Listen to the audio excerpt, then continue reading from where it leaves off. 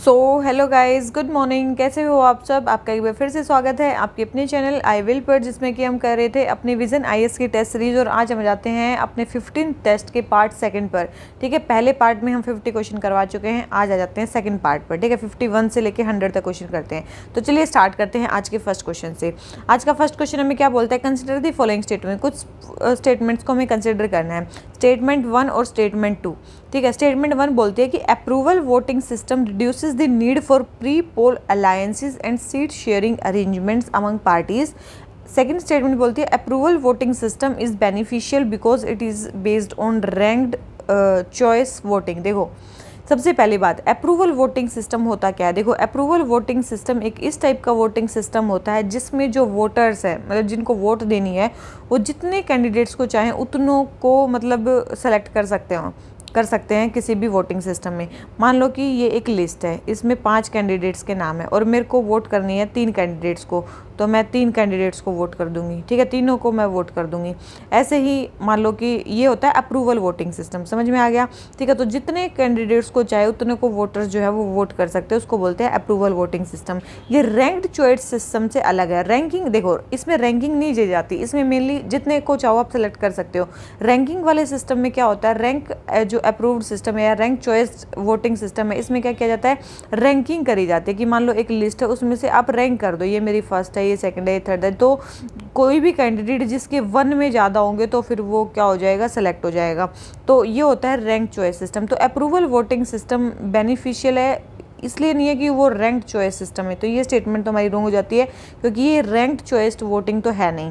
पहली स्टेटमेंट बिल्कुल सही है कि जो अप्रूवल वोटिंग सिस्टम होता है उससे जो प्री पोल अलायंसेस की नीड है वो कम हो जाती है। क्योंकि प्री पोल अलायंस क्यों की जाती है? ताकि हमारी जो वोट है वो मतलब सेम ही आए, मतलब एक ही उसमें आ जाए। और सीट शेयरिंग एग्रीमेंट की इससे नीड कम हो जाती है अप्रूवल वोटिंग सिस्टम से। ठीक है, तो ये है हमारा अप्रूवल वोटिंग सिस्टम। तो मेरे ख्याल से समझ में आ गया होगा अप्रूवल वोटिंग सिस्टम क्या होता है, रैंक्ड वोटिंग सिस्टम क्या होता है, और जो first post the pass system जो मेनली हमारा नॉर्मली इलेक्शन होते हैं, first post the pass system होता है, उसमें क्या होता है, आप केवल एक को ही सिलेक्ट कर सकते हो।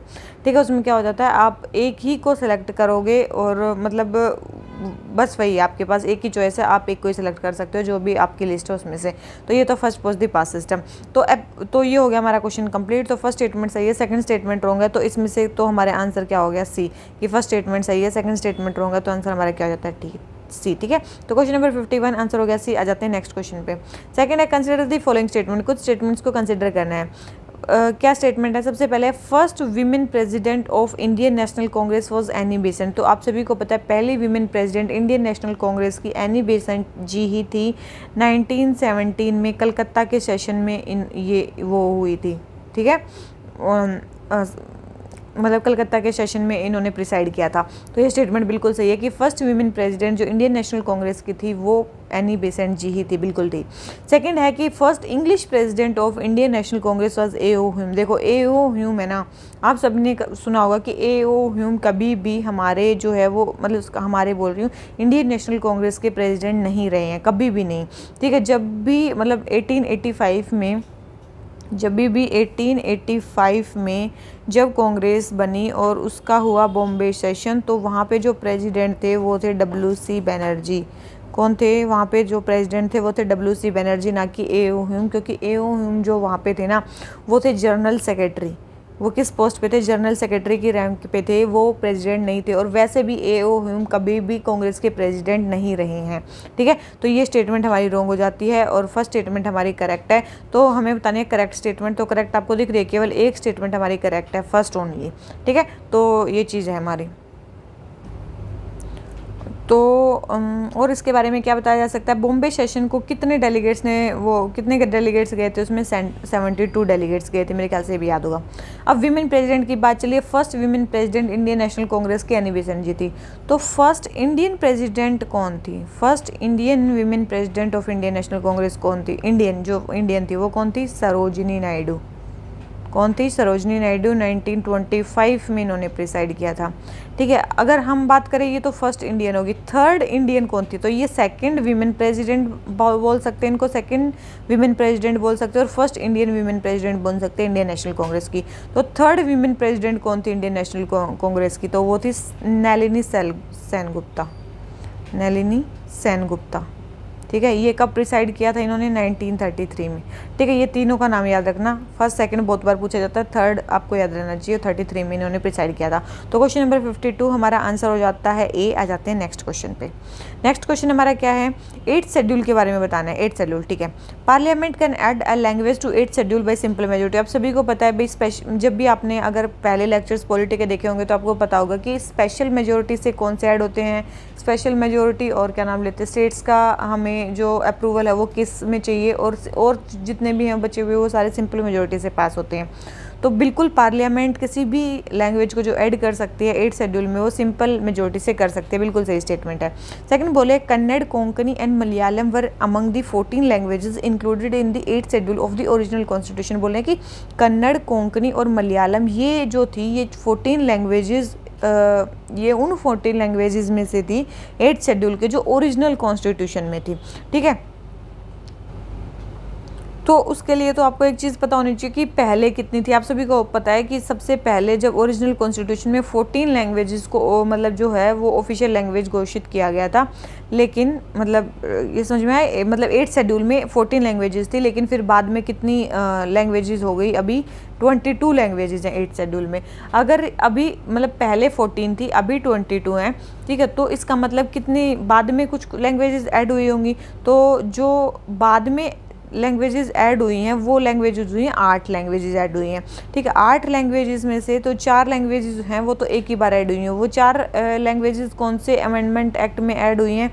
वो अमेंडमेंट एक्ट था 92nd अमेंडमेंट एक्ट। कौन सा? 92nd कॉन्स्टिट्यूशनल अमेंडमेंट एक्ट हुआ था 2003 में। कब? 2003 में 92nd कॉन्स्टिट्यूशनल अमेंडमेंट एक्ट हुआ था, 92nd अमेंडमेंट एक्ट हुआ था। उसमें 4 लैंग्वेजेस ऐड हुई थी। कौन सी थी? बोडो, डोंगरी, मैथिली, संथाली। ठीक है, बोडो, डोंगरी, मैथिली, संथाली। तो ठीक है, याद रखना, बोडो, डोंगरी, मैथिली और संथाली। ठीक है, BDMS ऐसे कुछ भी याद रख लो इसको, कैसे भी। ठीक है, जिस तरीके से भी ट्रिक बना लो इसकी। ठीक है, फिर है देखो 4 लैंग्वेज हुई, 4 बच गई, 4 बच गई। उसमें से एक जो लैंग्वेज थी वो थी कौन सी? सिंधी। एक लैंग्वेज थी वो थी सिंधी, जो कब ऐड हुई थी? 21st कॉन्स्टिट्यूशनल अमेंडमेंट एक्ट में ऐड हुई थी। और 21st कॉन्स्टिट्यूशनल अमेंडमेंट एक्ट कब हुआ था? 1967 में हुआ था। ठीक है, तो सिंधी जो हुई थी वो 1967 में ऐड हुई थी। बच गई हमारी 3 लैंग्वेजेस, वो कब ऐड हुई? वो हुई हमारी 1992 में। 71st कॉन्स्टिट्यूशनल अमेंडमेंट एक्ट हुआ कब? 1992 में। तब हुई हमारी 3 लैंग्वेजेस ऐड, जिसमें थी कोंकणी, मणिपुरी, नेपाली। कोंकणी, मणिपुरी, नेपाली। तो ये जो कोंकणी का नाम आप देख रहे हो, कोंकणी, तो देखो ये देखो कोंकणी तो बाद में ऐड हुई है। तो इन्होंने क्या लिख रखा है? Kannada, Konkani and Malayalam were among the 14 languages जो ओरिजिनल कॉन्स्टिट्यूशन में थी। नहीं, कोंकणी बाद में ऐड हुई, और वो भी कॉन्स्टिट्यूशन अमेंडमेंट एक्ट में, 71st कॉन्स्टिट्यूशनल अमेंडमेंट एक्ट में, जो 1992 में हुआ था। ठीक है, तो ये स्टेटमेंट हमारी क्या होगी? गलत होगी। तो फर्स्ट स्टेटमेंट सही है, सेकंड स्टेटमेंट गलत है, तो हमें बतानी है सही स्टेटमेंट। तो सही दिख रही है आपको, केवल एक स्टेटमेंट सही है, सेकंड स्टेटमेंट हमारी क्या है? रॉन्ग है। ठीक है, तो मेरे ख्याल से ये क्वेश्चन आपको समझ में आ गया होगा कि, और मेनली ये न्यूज़ में क्यों है, 8th शेड्यूल की लैंग्वेजेस न्यूज़ में क्यों? क्योंकि उड़ीसा की कैबिनेट ने अभी बोला है कि कोई लैंग्वेज को हम 8th शेड्यूल में मतलब वो करेंगे, इंक्लूड करवाएंगे। तो उसके लिए उन्होंने कुछ मतलब वहाँ की कैबिनेट ने नोट दिया इसके लिए। तो लेकिन स्टेट लेजिस्लेचर का तो कोई रोल ही नहीं है ना, मेनली पार्लियामेंट के पास पावर है कि वो किसी भी लैंग्वेज को 8th शेड्यूल में ऐड कर सकती है सिंपल मेजोरिटी से अपने मेंबर्स की। ठीक है, तो ये चीज़ है, ध्यान रखना इसको। तो क्वेश्चन नंबर 53 हमारा आंसर हो जाता है ए। आ जाते हैं अपने नेक्स्ट क्वेश्चन पे। नेक्स्ट क्वेश्चन हमारा क्या बोलता है? नेक्स्ट क्वेश्चन हमारा वाटर बॉडीज़ के बारे में। ठीक है भाई, बोल रहे हैं different type of water bodies के बारे में।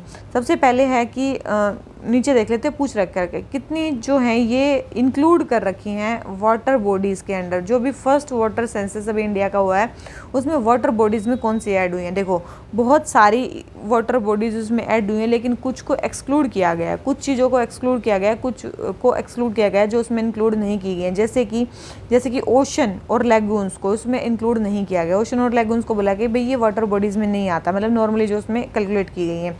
स्विमिंग पूल को भी एक्सक्लूड किया गया है। पक्का ओपन वाटर जो केवल जिसमें कैटल पानी पीते हैं उसको भी मतलब क्या किया गया है? हटाया गया है उससे। ठीक है, तो ये जो चीज़ें हैं इनको क्या किया गया है? हमारा मतलब बाहर रखा गया है, इनको एक्सक्लूड कर दिया गया है वाटर सेंसस से, वाटर बॉडीज़ वाले जो कैटेगरी है उससे इनको एक्सक्लूड कर दिया गया है। क्या उसमें a structure where water from ice melt stream spring rain is cumulated, बिल्कुल उसको वाटर बॉडी बोला गया है। जो किसी भी स्ट्रीम, नाला या फिर रिवर से डाइवर्स होकर कोई वाटर स्टोर है तो उसको भी वाटर बॉडी में इंक्लूड किया गया है। तो इन दोनों को किया गया, इन तीनों को नहीं किया गया है। तो हमें बताना है वाटर बॉडीज़ में किसको इंक्लूड किया गया है, तो केवल 2 को इंक्लूड किया गया है, इनको इंक्लूड नहीं किया गया है। काफ़ी ज़्यादा इंपॉर्टेंट है। और इसके अलावा क्या किसी और चीज़ को नहीं किया गया है, बिल्कुल काफ़ी सारी चीज़ों को नहीं किया गया। जैसे कि अगर कोई कवर्ड वाटर टैंक है, मतलब कोई घर में, मतलब घर के यूज़ के लिए, डोमेस्टिक यूज़ के लिए आपने कोई कवर्ड वाटर टैंक रखा है, ठीक है, कवर्ड वाटर टैंक अपने घर के फैमिली यूज़ के लिए रख रखा है, तो वो भी उसमें इंक्लूडेड नहीं है वाटर बॉडीज़ में। या फिर एक वाटर टैंक अगर किसी फैक्ट्री में ढका हुआ रखा है उसके किसी रॉ मटेरियल के कंजप्शन के लिए, तो उसको भी वाटर बॉडी, मतलब वाटर बॉडी में इंक्लूड नहीं किया गया है। या फिर टेम्परेरी वाटर बॉडी, जैसे कि कहीं पे आपने माइनिंग की, वहाँ पे पानी इकट्ठा हो गया, किसी तरीके से आपने किसी तरीके से वहाँ पे पानी इकट्ठा हो गया, तो वो भी वाटर बॉडी में इंक्लूड नहीं किया जाएगा। जो मतलब टेम्परेरी है वो इंक्लूड नहीं किए गए। और बहुत सारी बॉडीज़ को इंक्लूड किया गया है, कोई भी, जैसे कि 2 तो हमें बता दिया है, ठीक है। या फिर टैंक हो गए, रिजर्वायर हो गए, पॉन्ड्स हो गए, पॉन्ड्स को भी इसमें इंक्लूड किया गया। तो ऐसे बहुत सारी चीज़ों को इसमें इंक्लूड किया गया है, ठीक है। और अगर हम इस फर्स्ट वाटर सेंसस की बात करें, देखो ये फर्स्ट वाटर सेंसस है इंडिया का, ये किसने करवाया है? सबसे पहली बात मिनिस्ट्री ऑफ जल शक्ति ने, मिनिस्ट्री ऑफ जल शक्ति ने ये करवाया है, ठीक है। मिनिस्ट्री ऑफ जल शक्ति ने first census of water bodies करवाया है, किसके साथ मिलके? अभी 6th जो हमारा माइनर इरिगेशन सेंसस चल रहा था उसके साथ मिलके, ये किसके अंडर चल रहा था? एक सेंट्रली स्पॉन्सर्ड स्कीम चल रही थी इरिगेशन सेंसस, उसके अंडर इन्होंने करवाया है, ठीक है। इसकी यूनिक बात क्या है? देखो पहले जो ये 6th पहले माइनर इरिगेशन सेंसस होते थे, तो पहले 5 जो हुए थे ना, उनमें केवल और केवल विलेज की जो वाटर बॉडी थी उन्हीं को मतलब वो किया जाता था, क्या बोलते हैं,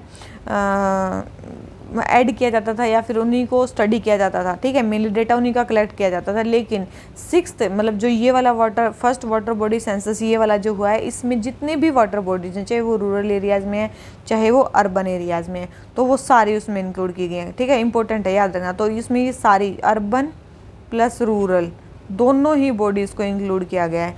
काफ़ी इंपॉर्टेंट चीज़ है, इसलिए ध्यान रखना।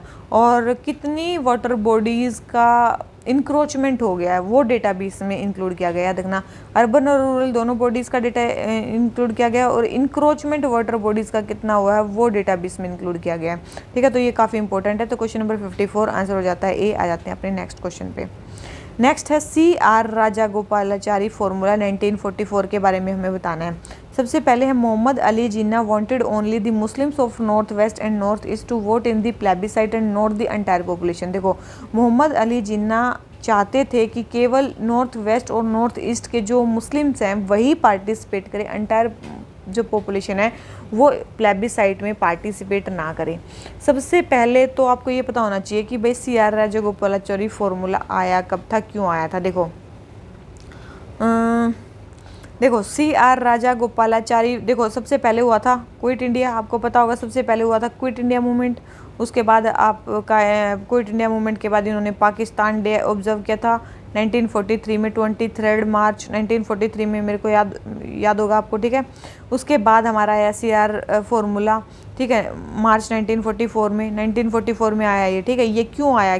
क्या? ताकि कांग्रेस और लीग के बीच में कोऑपरेशन हो सके। उस टाइम पे इन दोनों के बीच में ये चले थे ना, ये अलग ही पाकिस्तान डे मना रहे थे, तो दोनों के बीच में कांग्रेस और लीग के बीच में कोऑपरेशन हो सके, इसके लिए ये फॉर्मूला लेके आए थे। कौन? CR राजागोपालाचारी। और गांधी जी ने इस फॉर्मूले को क्या किया था? सपोर्ट किया था, ठीक है। याद रखना इंपॉर्टेंट, गांधी जी ने इस फॉर्मूले को सपोर्ट किया था। ये फॉर्मूले के मेन पॉइंट्स क्या थे? 4 मेन पॉइंट्स थे। क्या मेन पॉइंट्स थे? सबसे पहले 4 नहीं, मतलब और भी थे, लेकिन ठीक है 4 मान देते हैं। सबसे पहले इन्होंने बोला था कि मुस्लिम लीग कांग्रेस की डिमांड माने। सबसे पहले तो जो इंडिपेंडेंस की डिमांड है, सबसे पहले जो मुस्लिम लीग है वो कांग्रेस की डिमांड माने जो इंडिपेंडेंस के लिए वो कर रहे हैं। दूसरी चीज़, जो लीग है वो कांग्रेस के साथ गवर्नमेंट, प्रोविजनल गवर्नमेंट बनाए, ठीक है, सेंटर में प्रोविजनल गवर्नमेंट बनाने में मतलब कोऑपरेट करें। तीसरी चीज़ उन्होंने क्या बोली? वॉर के बाद अंटायर जितने भी मुस्लिम मेजोरिटी एरियाज़ हैं, नॉर्थ वेस्ट नॉर्थ ईस्ट, वहाँ पे एक प्लेबिसाइट करवाया जाएगा और जितनी भी पॉपुलेशन है वहाँ से उस पर वोटिंग करवाई जाएगी। फिर देख लेंगे भाई कि वहाँ पे वो होता है कि नहीं, पब्लिक मानती है कि नहीं प्लेबिसाइट में। अगर प्लेबिसाइट में पार्टीशन को पब्लिक मान लेती है तो भाई फिर क्या करेंगे, जो डिफेंस, कम्युनिकेशन और कॉमर्स के चीज़ों को तो हम कॉमन रख देंगे और वैसे आपकी कंट्री को अलग कर देंगे, वैसा कुछ था, ठीक है। और लेकिन उसने ये भी बोला कि भाई उस फॉर्मूले में ये भी बोला गया ये केवल तभी होगा जब इंग्लैंड ट्रांसफ़र कर देगा फुल पावर्स इंडिया को, तभी ऐसा हो पाएगा, ठीक है। लेकिन जो क्या नाम लेते हैं, मोहम्मद अली जिन्ना, भाई मोहम्मद, इनका मेरे सर में दर्द हो जाता है इनकी बात आते ही, ठीक है। मोहम्मद अली जिन्ना जो हैं इन्होंने ये चीज़ नहीं मानी, क्योंकि ये क्या चाहते थे, ओनली 2 नेशन थ्योरी ओनली। और ये चाहते थे नॉर्थ वेस्ट और नॉर्थ ईस्ट में जो आप बोल रहे हो ना हम अंटायर पॉपुलेशन पे प्लेबिसाइड करवाएंगे, नहीं, ओनली वहाँ पे मुस्लिम्स को वोट करना है, ठीक है। तो अच्छा ये चाहते थे, ठीक है। और लेकिन कांग्रेस जो थी वो रेडी थी लीग के साथ कोऑपरेट करने के लिए कि भाई आप इंडिपेंडेंस के तो कम से कम वो हो, लेकिन लीग बिल्कुल भी इंटरेस्टेड नहीं थी उनके साथ, क्योंकि वो केवल और केवल एक चीज़ चाहती थी, उनको इंडिपेंडेंस से कुछ लेना देना नहीं था, वो चाहती थी सेपरेट नेशन, ठीक है। वीडी सावरकर जो थे, वीडी सावरकर क्या बोल रही हूँ मैं, हिंदू लीडर्स जिसमें थे वीर सावरकर, उन्होंने भी CR प्लान को क्या किया था, कंडेम किया था, ठीक है, ध्यान रखना। तो गांधी जी ने इसको सपोर्ट करा था, वीर सावरकर जी ने इसको क्या किया था, कंडेम किया था। तो ध्यान रखना किस किस ने क्या किया था। तो क्वेश्चन नंबर 55, तो Mohammad Ali Jinnah wanted only the Muslims of north west and north east to vote in plebiscite, बिल्कुल ये चाहते थे कि केवल मुस्लिम्स वहाँ पे वोट करें। दूसरा, Hindu leaders led by Veer Savarkar ने उसको कंडेम किया था, बिल्कुल इन्होंने कंडेम किया था। तो दोनों ही स्टेटमेंट सही है, तो हमें बताने करेक्ट स्टेटमेंट, तो दोनों ही स्टेटमेंट करेक्ट है, तो हमारा आंसर क्या हो गया, C, ठीक है। मेरे ख्याल से समझ में आ गया। आ जाते हैं नेक्स्ट क्वेश्चन पे। नेक्स्ट क्वेश्चन क्या बोलता है, Subhash Chandra Bose was associated with which of the following organisation. Subhash Chandra Bose ji किस ऑर्गेनाइजेशन के साथ एसोसिएटेड थे। सबसे पहले इंडियन इंडिपेंडेंस लीग, तो इसके बारे में तो आपने सुना ही होगा, इंडियन इंडिपेंडेंस लीग काफ़ी फेमस ऑर्गेनाइजेशन है, जिनको फाउंड किया था रास बिहारी बोस ने 1942 में। रास बिहारी बोस जी ने इनको फाउंड किया था कब, 1942 में। और सुभाष चंद्र बोस जी 1943 में इसके प्रेसिडेंट बन गए थे, ठीक है, इसलिए ये उससे तो एसोसिएटेड है बिल्कुल। तो सुभाष चंद्र बोस बिल्कुल इससे एसोसिएटेड है, उसके प्रेसिडेंट बने हैं। फिर आगे हमारी फॉरवर्ड बोलो, ये तो 1939 में ये पार्टी सुभाष चंद्र बोस जी ने ही बनाई थी, तो ये तो इनसे तो रिलेटेड है ही, ठीक है। तो बिल्कुल ये इन्होंने बनाई थी जब इनके और गांधी जी के बीच में डिफरेंस हो गया था, इन्होंने पार्टी मतलब हरिपुरा क्या आता है त्रिपुरी का सेशन छोड़ दिया था, उसके बाद मतलब कांग्रेस छोड़ दी थी। फिर अब मुक्ति सेना, मुक्ति सेना तो आपको याद होगा, ये जब ये हिटलर से मिलने गए थे जर्मनी में किसी नाम से, ऑरलैंडो मेजोटा नाम से मिलने गए थे, तो हिटलर की हेल्प से इन्होंने फ्रीडम आर्मी बनाई थी, जो भी उन्होंने वहाँ पे प्रिजनर्स ऑफ वार इकट्ठे कर रखे थे, वहाँ लोगों को इकट्ठा किया, मतलब जर्मनी और इटली ने जितने भी लोग कैप्चर कर रखे थे तो उनको इकट्ठा किया और वहाँ पे बनाई एक फ्रीडम आर्मी जिसका नाम था मुक्ति सेना। तो बिल्कुल ये इन्होंने वहीं पे बनाई थी, ठीक है, तो ये भी इन्होंने बनाई थी। गदर पार्टी ये अलग पार्टी है, ठीक है, ये गदर पार्टी अलग पार्टी है। सोहन सिंह भाखना, लाला हरदयाल ने ये 1913 में बनाई थी, ये अलग पार्टी है, इससे एसोसिएटेड नहीं थे। इससे रास बिहारी बोस बेशक से इससे एसोसिएटेड थे, लेकिन सुभाष चंद्र बोस इससे एसोसिएटेड नहीं थे, ठीक है। तो ये इससे एसोसिएटेड नहीं थे, इन तीनों से सुभाष चंद्र बोस एसोसिएटेड थे। तो हमें बतानी है करेक्ट स्टेटमेंट, करेक्ट आंसर बताना है। तो करेक्ट कौन कौन से है, तो केवल 3 करेक्ट हैं, एक हमारी करेक्ट नहीं है, क्योंकि उससे ये कम एसोसिएटेड थे, कम थे ही नहीं एसोसिएटेड। तो क्वेश्चन नंबर 56 आंसर हो जाता है C। आ जाते हैं अपने नेक्स्ट क्वेश्चन पे। गोंगावडी शॉल्स, गोंगाडी शॉल्स, ठीक है, they are woven by indigenous Kuruma and Kuruba pastoralist community, बिल्कुल यही इनको मतलब बुनती हैं। These are made using the coarse wool of नाला गोरी शिप, बिल्कुल ये इस शिप से मतलब बनती है, मेनली इन शिप की वूल से बनती है, ठीक है। और तेलंगाना की हैं ये, ठीक है, ध्यान रखना तेलंगाना की हैं, ध्यान रखना ये शॉल कहाँ की है, तेलंगाना की हैं, काफ़ी इंपॉर्टेंट है, बस इसको इतना ही ध्यान रख लेना। ठीक है, तो यही है। तो फर्स्ट और सेकंड दोनों ही स्टेटमेंट सही है, हमें बतानी है करेक्ट स्टेटमेंट। तो करेक्ट स्टेटमेंट इस स्टेटमेंट का आंसर हमारा क्या हो जाता है, C, ठीक है। एक group of alumni national institute of design से उन्होंने रीपर्पज़ किया था तेलंगाना के वुलन गोंगडी शॉल्स को ऑल वेदर शूज़ बनाने के लिए, मतलब इन्होंने इस शॉल से ऑल वेदर शूज़ बनाए थे फार्मर के लिए, तो इसीलिए ये न्यूज़ में था। तो नेशनल इंस्टीट्यूट ऑफ डिज़ाइन के मतलब उन्होंने किया था। तो नेशनल इंस्टीट्यूट ऑफ डिज़ाइन कहाँ पे है, दिल्ली में है, ठीक है। मिनिस्ट्री ऑफ किसके अंडर आता है? Ministry of commerce and industries के अंडर आता है। और इंस्टीट्यूट ऑफ नेशनल इम्पोर्टेंस भी है ये, इंस्टीट्यूट ऑफ नेशनल इम्पोर्टेंस भी है, तो ध्यान रखना। तो ये काफ़ी इंपॉर्टेंट है, नेशनल इंस्टीट्यूट ऑफ डिज़ाइन, तो ध्यान रखना इसको। तो बस यही था इसके बारे में। तो क्वेश्चन नंबर 57 आंसर हो जाता है सी। आ जाते हैं नेक्स्ट क्वेश्चन पे। सिविल डिसोबीडियंस मूवमेंट में कौन से लीडर थे, किस रीजन में? ठीक है, तो सबसे पहले है सी राजगोपालाचारी, तमिलनाडु से थे। बिल्कुल भाई, सी राजगोपालाचारी जो थे वो तमिलनाडु से थे। सेकंड है इमाम साहिब, तो आप सभी को पता होगा इमाम साहिब लखनऊ से नहीं थे। आपने नाम सुना होगा सरोजनी नायडू का, मनी लाल का और इमाम साहिब का। और इमाम साहिब का ये तीनों ही बंदे कहाँ से थे? धरसाना से थे। गुजरात में आपने सुना होगा धरसाना, वहाँ से थे ये तीनों ही वहाँ से लेड कर रहे थे प्रोटेस्ट को। तो ये स्टेटमेंट बिल्कुल गलत है कि इमाम साहिब जो है वो लखनऊ से थे। फिर है के केलाप्पन कहाँ से थे? केरला से थे। ये बिल्कुल सही स्टेटमेंट दे रखी है। तो हमें बताने कौन से पेयर करेक्टली मैच्ड है। तो आपको दिख रहे हैं 2 करेक्टली मैच्ड है, 1 नहीं है। तो केवल 2 पेयर करेक्टली मैच्ड है, 1 नहीं है। ठीक है, अब इसमें आपसे औरों के बारे में भी पूछा सकता है। और भी बहुत सारी जगह पूरे इंडिया में ही pan India civil disobedience movement चल रहा था। तो और भी कहीं तो कुछ लोग जुड़े ही होंगे, बिल्कुल भाई जुड़े होंगे। जैसे कि दांडी में कौन थे? गांधी जी, ये तो आपको पता ही होगा, सबसे फेमस तो यही थे। दांडी में कौन थे? गांधी जी। पी कृष्ण पिल्लाई का नाम सुना होगा, पी कृष्ण पिल्लाई, कि पी कृष्ण पिल्लाई का नाम सुना होगा, जिन्होंने फ्यूचर में केरला कम्युनिस्ट मूवमेंट को भी फाउंड किया था। ये केरला के कैलिकट बीच पे लाठीचार्ज भी हुई थी इन पे। ठीक है, तो पी कृष्ण पिल्लाई जो भी थे ये केरला के बीच पे थे। ठीक है, कृष्ण पिल्लाई का नाम याद रखना। सरोजनी नायडू का नाम बताया, मैंने बताया सरोजनी नायडू, मनीलाल और इमाम साहिब जो थे ये नॉन वायलेंट रेड कर रहे थे दर्शना सोल्ट वर्क्स पे गुजरात में, ये भी मैंने बता दिया। ठीक है, देखो मतलब अब एक बात बताओ, जहाँ पे मतलब सिविल डिसोबीडियंस मूवमेंट में तो चलो ये तो ठीक है कि भाई मतलब इन्होंने सॉल्ट का मार्च किया था। सोल्ट जहाँ पे सोल्ट बन सकता था ना, वहाँ पे तो सोल्ट के लॉज को डिसोबे किया गया। लेकिन जहाँ पे सोल्ट नहीं था, मतलब हर जगह सोल्ट थोड़ी ना बन सकता है, कोस्टल एरियाज में बन सकता है या फिर जहाँ पे बड़े बड़े लेक्स हैं वहाँ पे बन सकता है। अदरवाइज तो किसी और तरीके से उनको मतलब सिविल डिसोबे करना पड़ेगा ना, किसी और लॉ को तोड़ना पड़ेगा। तो किसी न किसी तरीके से लोग अपने तरीके से वहाँ पे मतलब प्रोटेस्ट कर ही रहे थे। तो ऐसा नहीं है कि हर जगह सोल्ट लॉ ही तोड़ा जा रहा था। तो एक चीज़ ये इंपॉर्टेंट है, ध्यान रखना। ठीक है, तो और भी कई तरीके से अलग अलग जगह पे प्रोटेस्ट चल रहा था। ठीक है, जैसे कि बंगाल में 2 फैक्शंस थे। ठीक है, मतलब बंगाल में भी दो सेक्शंस थे। एक सुभाष चंद्र बोस लेड कर रहे थे, बंगाल में भी थे। बंगाल में क्या थे? एक तो सुभाष चंद्र बोस लेड कर रहे थे और एक GM सेनगुप्ता लेड कर रहे थे। ठीक है, तो ये बंगाल में भी ऐसे चल रहा था। एक बंगाल में सूर्य सेन भी थे, जिन्होंने उसी टाइम पे चिटागोंग रेड भी करी थी। चिटागोंग रेड का नाम सुना होगा। ठीक है, और शोलापुर में क्या चल रही थी? शोलापुर में याद रखना, शोलापुर में टेक्सटाइल की स्ट्राइक चल रही थी। टेक्सटाइल की स्ट्राइक चल रही थी पैरेलल। ठीक है, टेक्सटाइल की स्ट्राइक चल रही थी, बस इतना ध्यान रख लो, टेक्सटाइल की स्ट्राइक चल रही थी। बिहार में कौन थी? अंबिका कांत सिन्हा। ठीक है, बहुत इंपॉर्टेंट है। बिहार में कौन थी? अंबिका कांत सिन्हा थी। अंबिका कांत सिन्हा थी और बोंगा मांझी थे, सोमरा मांझी, बोंगा मांझी। ठीक है, ये भी किसी तरीके से मतलब उसमें इंक्लूडेड थे। और अंबिका कांत जो सिन्हा थी वो, अंबिका कांत सिन्हा जी थे, वो भी इसमें इंक्लूडेड थे। पेशावर से कौन थे? पेशावर से कौन थे? खान अब्दुल गफ्फार खान, अब्दुल गफ्फार खान, ये भी नाम आपको पता होगा।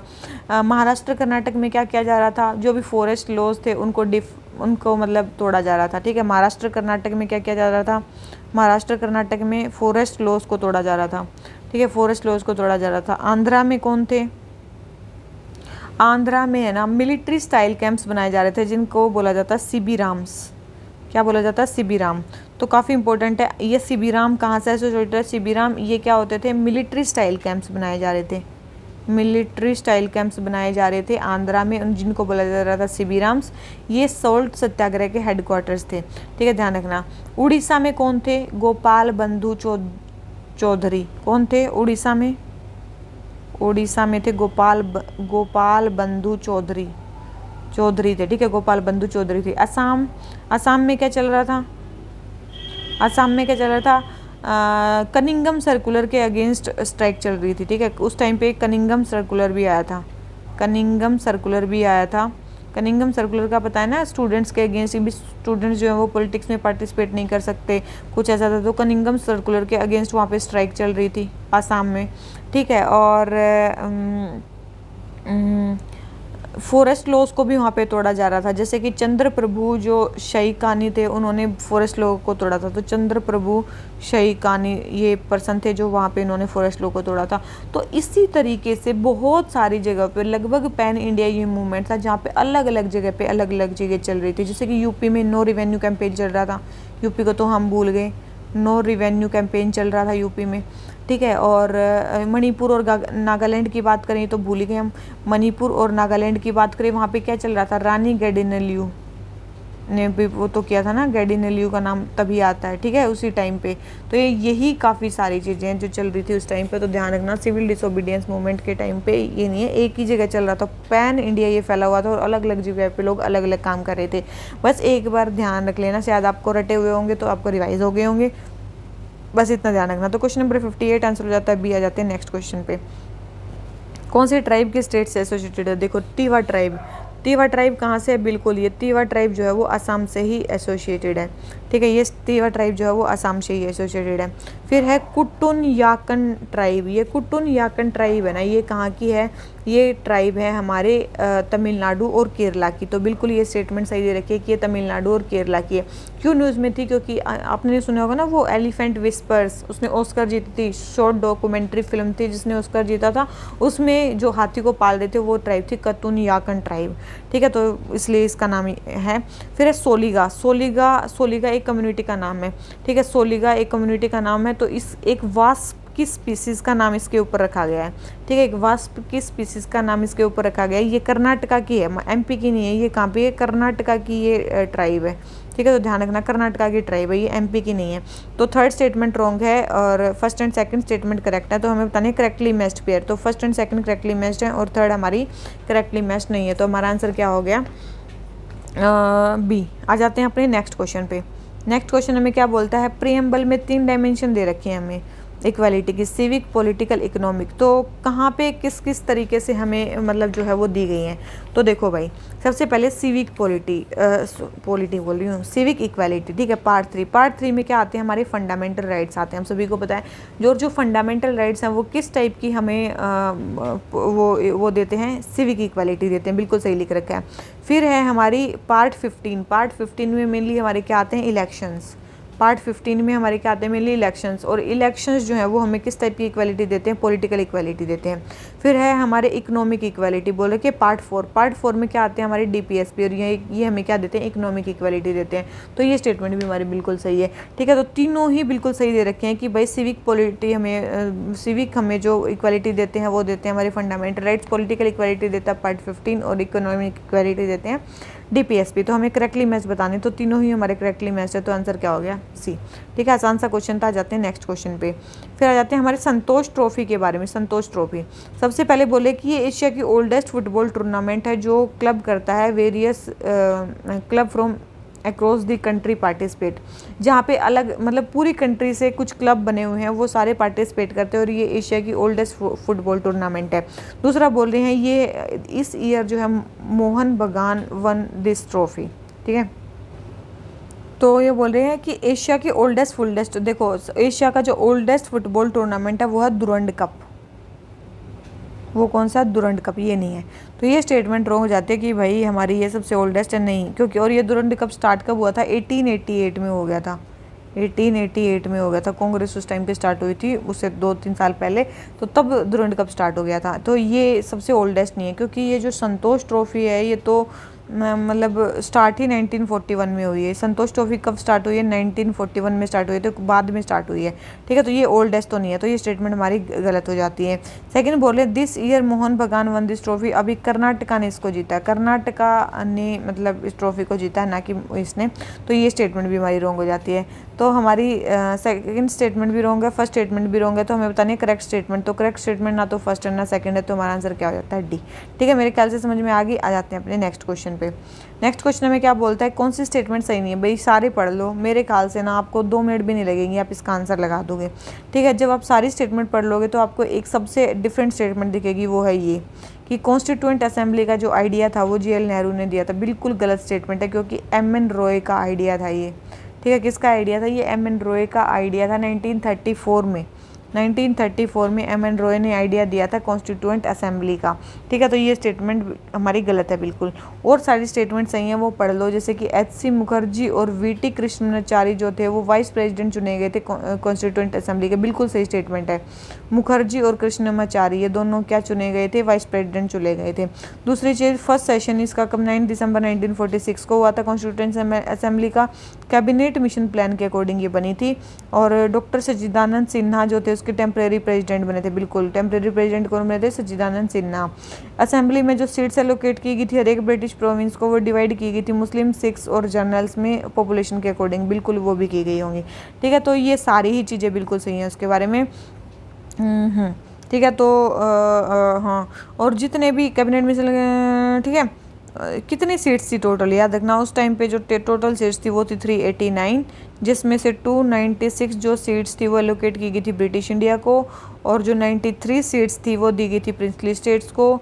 उन 296 सीटों में से भी 296 सीटों में से भी जो 292 सीटें थी, जो 292 सीटें थी वो 11 गवर्नर प्रोविंस को दी गई, और जो 4 सीटें थी वो दी गई चीफ कमिश्नर प्रोविंस को। ठीक है, एक एक सीट मतलब चीफ कमिश्नर प्रोविंस को दी गई। तो यही थी मेन चीज़ें इनके बारे में जो की गई। ठीक है, और कब कब हुई मीटिंग। ठीक है, तो ये हो गया हमारा। तो ठीक है, और जो इसमें बोला गया है कि डॉक्टर सच्चिदानंद सिन्हा जी को टेम्परेरी प्रेसिडेंट बनाया गया, फिर बाद में प्रेसिडेंट किसको बनाया गया, डॉक्टर राजेंद्र प्रसाद जी को। किसको, डॉक्टर राजेंद्र प्रसाद जी को फिर इसका प्रेसिडेंट बनाया गया था। ठीक है, तो क्वेश्चन नंबर 62 हो जाता है हमारा कंप्लीट। आ जाते हैं अपने नेक्स्ट क्वेश्चन पे। नेक्स्ट क्वेश्चन हमें क्या बोलता है, इंडियन इंडिपेंडेंस एक्ट ऑफ 1947 के बारे में बताना है।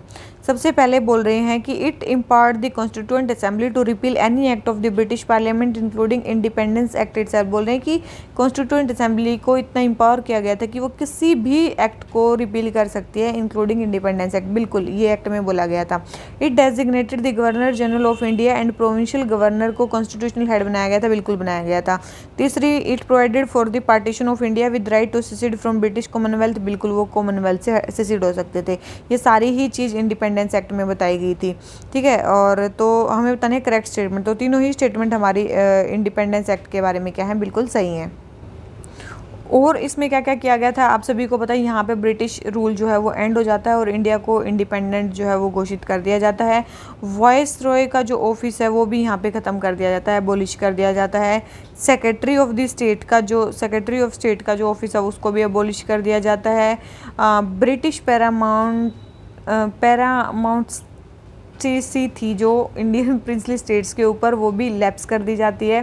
ठीक है, तो और एम्परर ऑफ इंडिया का जो टाइटल है उसको भी ड्रॉप कर दिया जाता है। इस तरीके से काफ़ी सारी चीज़ें होती हैं। और जो प्रिंसली स्टेट्स हैं उनको फ्रीडम दे दी जाती है कि आप डोमिनियन ऑफ इंडिया को भी ज्वाइन कर सकते हो, डोमिनियन ऑफ पाकिस्तान को भी ज्वाइन कर सकते हो, या फिर इंडिपेंडेंट रह सकते हो। तो ये सारी चीज़ें की जाती हैं इंडिपेंडेंस एक्ट 1947 के अकॉर्डिंग। तो तीनों ही स्टेटमेंट इसके बारे में सही है, तो हमारा आंसर क्या हो जाता है, सी। आ जाते हैं नेक्स्ट क्वेश्चन पे। प्रार्थना समाज के बारे में बोल रहे हैं कि 1863 में इसको आत्माराम पांडुरंग जो है इसको एस्टेब्लिश करते, सबको पता है। केशव चंद्र सेन की हेल्प से जो आत्माराम पांडुरंग है वो 1863 में प्रार्थना समाज को बनाते हैं। कहाँ पे बनाते हैं, बॉम्बे में बनाते हैं। ठीक है, कहाँ पे बनाते हैं, एक जगह, एक चीज़ रहेगी कि बॉम्बे में इसको बनाते हैं। ठीक है, second, it confronted Hindu orthodoxy for social reforms. देखो, जो प्रार्थना समाज था ना उसका वे मेन थे, उनका वे किस तरीके से मेनली लोगों को वो एक तो एजुकेट करते थे, दूसरा परसुएड करते थे कि भाई आप ये बात मान जाओ। कोई कन्फ्रंटेशन नहीं था इनका हिंदू ऑर्थोडॉक्सी के साथ। तो ये गलत है कि हिंदू ऑर्थोडॉक्सी के साथ ये कन्फ्रंट करते थे, नहीं, एजुकेट करते थे लोगों को, परसुएड करते थे लोगों को। ठीक है, ये चीज़ ध्यान रखना। फिर इट डिमांडेड विडो रीमैरिज को बोलते थे, विडो रीमैरिज होनी चाहिए। एंड मैरिज एज बढ़ाने की बात कर रहे थे मेल्स और फीमेल्स दोनों के लिए। तो बिल्कुल ये बात बिल्कुल ये हमारी कर रहे थे। ठीक है, ये सारी चीज़ें कर रहे थे। ठीक है। और प्रार्थना समाज का प्रीकर्सर क्या था, मतलब प्रार्थना समाज से पहले क्या बनी थी, प्रार्थना सभा भी बनी थी। बहुत सारे सोशल इश्यूज जो भी उस टाइम पे चल रहे थे वो इन्होंने रेज किए थे, जैसे कि एक तो ये कास्ट सिस्टम को मना करते थे, वुमेन एजुकेशन की बात कर रहे थे, विडो रीमैरिज की बात कर रहे थे, और एज को बढ़ाने की बात कर रहे थे, और भी बहुत सारी चीज़ों के बारे में बात करें जो भी उस टाइम पे सोशल प्रॉब्लम चल रही थी। क्या और भी किसी ने इनको ज्वाइन किया था फेमस पर्सन ने, एक तो आपको नाम याद रखना चाहिए एमजी रेनाडे, एक तो एमजी रेनाडे जो थे, और एक थे आरजी भंडारकर। आरजी भंडारकर इनको 1870 में ज्वाइन किया था। ठीक है, किसको, इसी को, प्रार्थना समाज को। ठीक है, तो ध्यान रखना ये पर्सन भी इसके साथ एसोसिएटेड आ जाए कभी, एमजी रेनाडे इसके साथ एसोसिएटेड है कि नहीं है, बिल्कुल है, क्योंकि इन्होंने भी इसको ज्वाइन किया था। तो क्वेश्चन नंबर 64 हमारा आंसर क्या हो गया, करेक्ट बतानी है। तो करेक्ट केवल 2 स्टेटमेंट है, एक स्टेटमेंट हमारी रॉन्ग है, तो हमारा आंसर क्या हो जाता है बी। आ जाते हैं अपने नेक्स्ट क्वेश्चन पे। नेक्स्ट क्वेश्चन देखो भाई, ये क्वेश्चन है ना, प्लीज़ प्लीज़ प्लीज़ किसी का भी गलत नहीं होना चाहिए। ठीक है, तो सबसे पहले हमारी ट्रीटी ऑफ सुगोली आती है। देखो नाम से ही आपको पता चल जाएगा, ये नेपाल और इंडिया के बीच में होती है, ना कि तिब्बत और ब्रिटिश के बीच में। ये बिल्कुल गलत है। ठीक है, नेपाल और ब्रिटिश इंडिया के बीच में ये ट्रीटी साइन होती है। ठीक है, तो नेपाल के बीच में साइन होती है, तो पहली स्टेटमेंट रॉन्ग हो जाती है। दूसरी येंडाबू, नाम से ही पता चल रहा है ये ट्रीटी किस किस के बीच में हुई थी, ये हुई थी म्यांमार और इंडिया के बीच में। फर्स्ट एंग्लो बर्मा वॉर में ये मतलब ट्रीटी साइन हुई थी, तो ये स्टेटमेंट गलत है कि ये नेपाल और ब्रिटिश के बीच में हुई थी। इंडिया मतलब ब्रिटिश इंडिया और किसके बीच में हुई थी, बर्मा के बीच में। उस टाइम पे तो उसको बर्मा बोला जाता था। फिर तीसरा है ट्रीटी ऑफ लहासा, तो ये भी गलत है।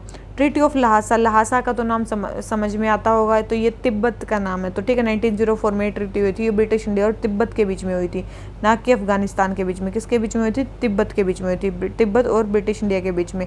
तो ये स्टेटमेंट भी रॉन्ग है। तो तीनों ही स्टेटमेंट हमारी रॉन्ग दे रखे हैं, तो हमें पता नहीं करेक्टली मैच। तो करेक्टली मैच ना तो फर्स्ट है, ना सेकंड है, ना थर्ड है, कोई भी नहीं है। तो हमारा आंसर क्या हो जाता है, डी। ठीक है, मेरे ख्याल से समझ में आ गया। आ जाते हैं अपने नेक्स्ट क्वेश्चन पे। हमें बताना है इंडियन पार्लियामेंट की पावर्स के बारे में। अच्छा भाई, बोल रहे हैं कि आर्टिकल 3 के अकॉर्डिंग कौन कौन सी पावर है, मतलब आर्टिकल 3 के बताने। देखो एक चीज़ ध्यान रखना, आर्टिकल 2 में नई स्टेट्स बनाने की बात है। ठीक है, आर्टिकल 2 में क्या है, हमें नई स्टेट्स बनानी है, नई स्टेट्स। ठीक है, नई स्टेट्स कैसे भी, नई एडमिट कर दो, नई बना दो। आर्टिकल 3 में जो स्टेट्स बनी हुई ना, उसमें उनका एरिया बढ़ा दो, घटा दो, नाम चेंज कर दो, ये कर दो, वो कर दो, ये है। ठीक है, तो हमें पूछा आर्टिकल 3 में क्या क्या आता है। To admit into union of India new state. देखो न्यू स्टेट एडमिट करना मैंने बताया किस में है, आर्टिकल 2 में। इंक्रीज और डिक्रीज करना एरिया, आर्टिकल 3 में। न्यू स्टेट्स को एस्टेब्लिश करना, आर्टिकल 2 में। टू बाउंड्री को अल्टर करना, 3 में। नेम ऑफ एनी स्टेट को अल्टर करना, 3 में। तो अभी हमें देखना है 3 में कौन कौन से, तो 1 2 3 3 में है, तो ओनली 3। ठीक है, तो समझ में आ गया मेरे ख्याल से। तो आर्टिकल 2 जो है ना, वो पार्लियामेंट को एम्पावर करता है कि यूनियन ऑफ इंडिया में वो एडमिट कर सकती है नई स्टेट्स को। ठीक है, तो ये नई स्टेट्स को एडमिट करने की पावर आर्टिकल 2 में है। और आर्टिकल 3 में क्या है, हमारी जो भी बनी हुई स्टेट्स हैं उसको इधर उधर करना, चेंज करना। ठीक है, समझ में आ जाना चाहिए। तो क्वेश्चन नंबर 66 आंसर हो जाता है बी। आ जाते हैं अपने नेक्स्ट क्वेश्चन पे। Hunter education commission. देखो हंटर एजुकेशन कमीशन बैठा था, सबसे पहले हंटर कमीशन बैठा था प्राइमरी और सेकेंडरी एजुकेशन में रिफॉर्म्स को बताने के लिए।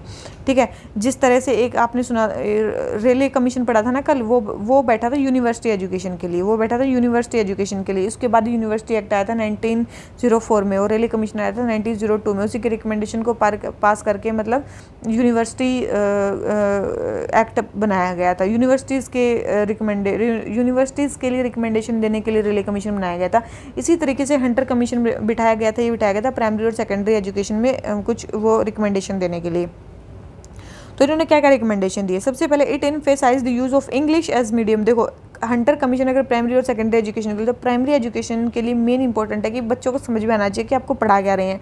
तो प्राइमरी एजुकेशन में उनको बोला गया था कि प्राइमरी एजुकेशन में उनका जो मीडियम होना चाहिए इंस्ट्रक्शन का, वो होना चाहिए वर्नाकुलर लैंग्वेज। ठीक है, जो भी वहाँ पे की चल रही है वर्नाकुलर लैंग्वेज, ना कि इंग्लिश लैंग्वेज। तो ये स्टेटमेंट गलत है कि वहाँ पे इंग्लिश लैंग्वेज पे ध्यान दिया गया था, नहीं। उन्होंने बोला था कि प्राइमरी एजुकेशन में मेन इंस्ट्रक्शन जो दिए जाने चाहिए वो वर्नाकुलर लैंग्वेज में होने चाहिए। Second, it recommended transferring control of primary education to district and municipal board. बिल्कुल ये इन्होंने बोला था। थर्ड बोले हैं, इन्होंने बोला था कि सेपरेट एजुकेशनल इंस्टीट्यूशन बनाए जाए फीमेल के लिए। बिल्कुल भी नहीं, हंटर कमीशन ने ये बोला था कि भाई जो भी मतलब इंस्टीट्यूशन है उन्हीं में मतलब फीमेल के लिए इनएडिक्वेट फैसिलिटी हैं, उन फैसिलिटीज़ को बढ़ाया जाए, कुछ मतलब फैसिलिटीज़ को बढ़ाया जाए ताकि वीमेन की भी एजुकेशन ज़्यादा उसकी। लेकिन ये नहीं बोला इन्होंने, ये कहीं रिकमेंड नहीं किया कि उनके लिए सेपरेट स्कूल्स बनाए जाएँ या सेपरेट एजुकेशनल इंस्टीट्यूट बनाए जाएँ, ऐसा नहीं बोला इन्होंने। तो हमें बताने करेक्ट स्टेटमेंट दिख रही है आपको, करेक्ट स्टेटमेंट, केवल एक स्टेटमेंट करेक्ट है और सारी स्टेटमेंट हमारी क्या है, रॉन्ग है। ठीक है, तो ये मेरे ख्याल से समझ में आ गया होगा इन्होंने क्या क्या वो दिए हैं। तो ये क्वेश्चन हो जाता है हमारा कंप्लीट, क्वेश्चन नंबर 67 कंप्लीट हो जाता है। आ जाते हैं क्वेश्चन नंबर 68 पे। ठीक है, तो हमारा नेक्स्ट क्वेश्चन क्या बोलता है, with reference to urban local bodies in India consider the following statement. Urban local bodies के बारे में बताना है। तो सबसे पहले अर्बन लोकल बॉडी के क्या क्या फीचर्स हैं। सबसे पहले बोल रखा है टाउनशिप, दूसरा बोल रखा है टाउन एरिया कमेटी, तीसरा बोल रखा है पोर्ट ट्रस्ट। ठीक है, तो सबसे पहले टाउनशिप। टाउनशिप क्या होती है? टाउनशिप आप सभी को पता होगा, टाउनशिप एक मतलब कोई भी बहुत बड़ी पब्लिक इंटरप्राइज है मान लो, तो वो जहाँ पे भी होती है, मान लो जहाँ पे भी एस्टेब्लिश होती है, तो उसके अराउंड सिविक एमिनिटीज़ प्रोवाइड करने के लिए अपने स्टाफ या फिर वर्कर्स को हाउसिंग कॉलोनीज़ बनाती है, उस प्लांट के आसपास एक पूरा टाउन सा बना देती है, तो उसको बोलते हैं टाउनशिप। ठीक है, तो ये कौन बनाता है? Large public enterprise. ठीक है, लार्ज पब्लिक इंटरप्राइज बनाती है टाउनशिप। ठीक है, तो यहाँ पे जितने भी मतलब यहाँ पे एक टाइप की अर्बन गवर्नमेंट ही होती है। ठीक है, जहाँ यहाँ पे कोई भी इलेक्टेड मेंबर्स नहीं होते, जितने भी जो भी चीज़ यहाँ पे मतलब लाई जाती है एडमिनिस्टर करने के लिए, वो लाती है वहाँ के इंटरप्राइज। ठीक है, तो ये बोल रहे हैं कि township it is establish by notification in government gadget. ऐसा थोड़ी ना कि गवर्नमेंट गैजेट की नोटिफिकेशन से टाउनशिप एस्टेब्लिश होती है, नहीं, कोई पब्लिक इंटरप्राइज वहाँ पे एस्टेब्लिश करती है। ठीक है, तो ध्यान रखना। तो ये स्टेटमेंट हमारी क्या होगी? रॉन्ग होगी। सेकंड बोले टाउन एरिया कमेटी, एक बहुत ही स्मॉल एरिया, मान लो एक टाउन टाइप का एरिया, एक स्मॉल टाउन के एडमिनिस्ट्रेशन के लिए एक टाउन एरिया कमेटी बनाई जाती है। एक सेमी म्यूनसिपैलिटी, मतलब ना तो उसको म्यूनसिपल बोल सकते, सेमी म्यूनसिपल अथॉरिटी होती है जिसमें मतलब limited number of civic function होते हैं, जैसे कि ड्रेनेज, रोड, स्ट्रीट लाइटिंग, ये सारी चीज़ें। ठीक है, ये कैसे बनाई जाती है? ये स्टेट लेजिस्लेचर के एक सेपरेट एक्ट से बनाई जाती है, ना कि पार्लियामेंट के एक्ट से। ये स्टेट लेजिस्लेचर के एक एक्ट से बनाई जाती है। स्टेट लेजिस्लेचर एक एक्ट ले आए, उससे बन सकती है टाउन एरिया कमेटी। ऐसा नहीं कि सीधा पार्लियामेंट को ही लॉ बनाना पड़ेगा इस पर, नहीं। तो ये स्टेटमेंट भी हमारी रॉन्ग हो जाती है कि पार्लियामेंट को इस पर लॉ नहीं लाना पड़ेगा। तीसरा है पोर्ट ट्रस्ट। जो पोर्ट ट्रस्ट है ना, जैसे कि बड़े बड़े शहरों में, जैसे कि जहाँ पे पोर्ट होते हैं, जैसे कि मुंबई, कोलकाता, चेन्नई, वहाँ पे बनते हैं। दो पर्पज़ के लिए बनते हैं, एक तो वहाँ के पोर्ट को मैनेज और प्रोटेक्ट किया जा सके, दूसरे सिविक एमिनिटीज़ वहाँ पे प्रोवाइड किए जा सकें। ये एक्ट ऑफ पार्लियामेंट से बनना है, ये काफ़ी इंपॉर्टेंट है। ये किससे बनता है? एक्ट ऑफ पार्लियामेंट से बनता है। सबसे पहली चीज़ ये बनता है एक्ट ऑफ पार्लियामेंट से, और यहाँ पे इलेक्टेड और नॉमिनेटेड दोनों ही टाइप के मेंबर्स होते हैं, ये भी बिल्कुल सही है। चेयरमैन ऑफिशियल होता है इनका, और म्यूनसिपैलिटी जैसे ही इनकी मतलब मोर और लेस सिविक फंक्शंस होते हैं। तो ये है हमारी पोर्ट ट्रस्ट के बारे में। तो टाउनशिप, टाउन एरिया कमेटी और पोर्ट ट्रस्ट के बारे में जो चीज़ें मैं दे रखी थी उन्हें बता दी। तो फर्स्ट स्टेटमेंट रॉन्ग है, सेकंड स्टेटमेंट रॉन्ग है, थर्ड स्टेटमेंट हमारी बिल्कुल करेक्ट दे रखी है। कुछ सिलेक्टेड मेंबर होते हैं यहाँ पे, कुछ ये ऐसे होते हैं, तो ये है। तो हमें बताने करेक्टली मैच स्टेटमेंट। तो करेक्टली मैच स्टेटमेंट दिख रही होगी, फर्स्ट स्टेटमेंट रॉन्ग है, सेकंड स्टेटमेंट रॉन्ग है, थर्ड स्टेटमेंट हमारी करेक्ट है। तो केवल एक स्टेटमेंट हमारी करेक्ट है, करेक्टली मैच। ठीक है, दो स्टेटमेंट हमारी करेक्टली मैच नहीं है, ये जरूर देख लेना भाई तुम। ठीक है, कहीं पता चले क्वेश्चन करा या 1 2 3 में भी गलत कर दो। ठीक है, तो क्वेश्चन नंबर ये हो गया हमारा कंप्लीट। आ जाते हैं अपने नेक्स्ट क्वेश्चन पे। हमें बताना है विस्कोस फाइबर के बारे में। ये एक टाइप का रेयन का टाइप फाइबर होता है, बिल्कुल ये रेयन का फाइबर होता है। ये बायोडिग्रेडेबल फाइबर भी होता है, और ये ट्री वुड पल्प से बनता है। ये भी स्टेटमेंट सही है, दोनों ही स्टेटमेंट इसके बारे में बिल्कुल सही हैं। अभी क्यों न्यूज़ में है? क्योंकि association of man made fibre industry of India, association of man made fibre industry of India ने अपील की है यूनियन फाइनेंस मिनिस्ट्री को कि वो उनकी रिकमेंडेशन माने कि वो एंटी डंपिंग ड्यूटी लगाएं कि इस पे जो भी हम इंपोर्ट कर रहे हैं विस्कोस फाइबर को इंडोनेशिया से आने वाले विस्कोस फाइबर पे इंपोर्ट ड्यूटी लगाने के लिए बोल रहे हैं। ठीक है, बस मेन ये इसलिए न्यूज़ में था। तो ये क्या है ये आपको पता चल गया। ठीक है, तो क्वेश्चन नंबर 69 दोनों स्टेटमेंट हमारी सही हैं, तो हमारा आंसर क्या रहता है? सी। आ जाते हैं अपने नेक्स्ट क्वेश्चन पे। नेक्स्ट क्वेश्चन में क्या बोलता है? दो स्टेटमेंट दे रखे हैं, स्टेटमेंट 1 स्टेटमेंट 2। सबसे पहले presently no state government can raise any loan without the consent of central government. बोल रहे कि प्रेजेंटली कोई भी स्टेट गवर्नमेंट जो है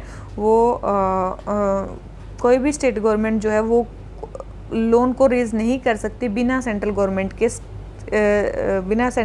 के कंसेंट के। देखो आपने वो सुना होगा,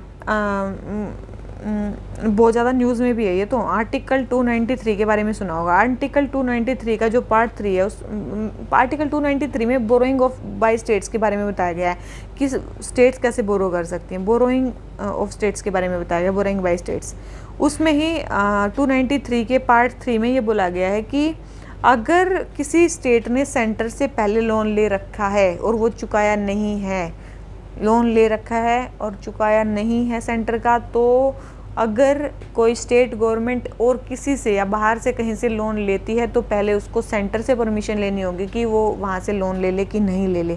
ठीक है, तो ये चीज़ बोल रखी है आर्टिकल 293 में। तो प्रेजेंटली हर एक जो स्टेट गवर्नमेंट है उसने सेंटर से कुछ ना कुछ तो लोन ले ही रखा है, इसीलिए प्रेजेंटली कोई भी स्टेट गवर्नमेंट कहीं बाहर से लोन नहीं ले सकती बिना सेंटर से पूछे। तो ये स्टेटमेंट बिल्कुल सही है।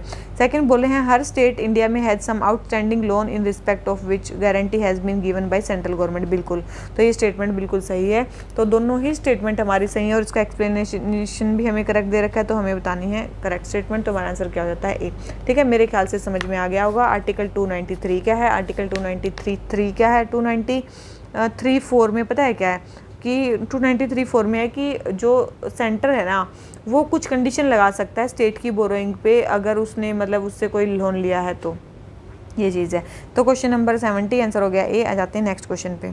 राइट टू साइलेंस किस आर्टिकल के अंदर आता है, क्या कहाँ से हमने ड्राइव किया, तो काफ़ी इंपॉर्टेंट है। इसका आंसर अपने खुद लगाओ, जल्दी लगाओ भाई, मतलब वेट मत करना, लगाओ।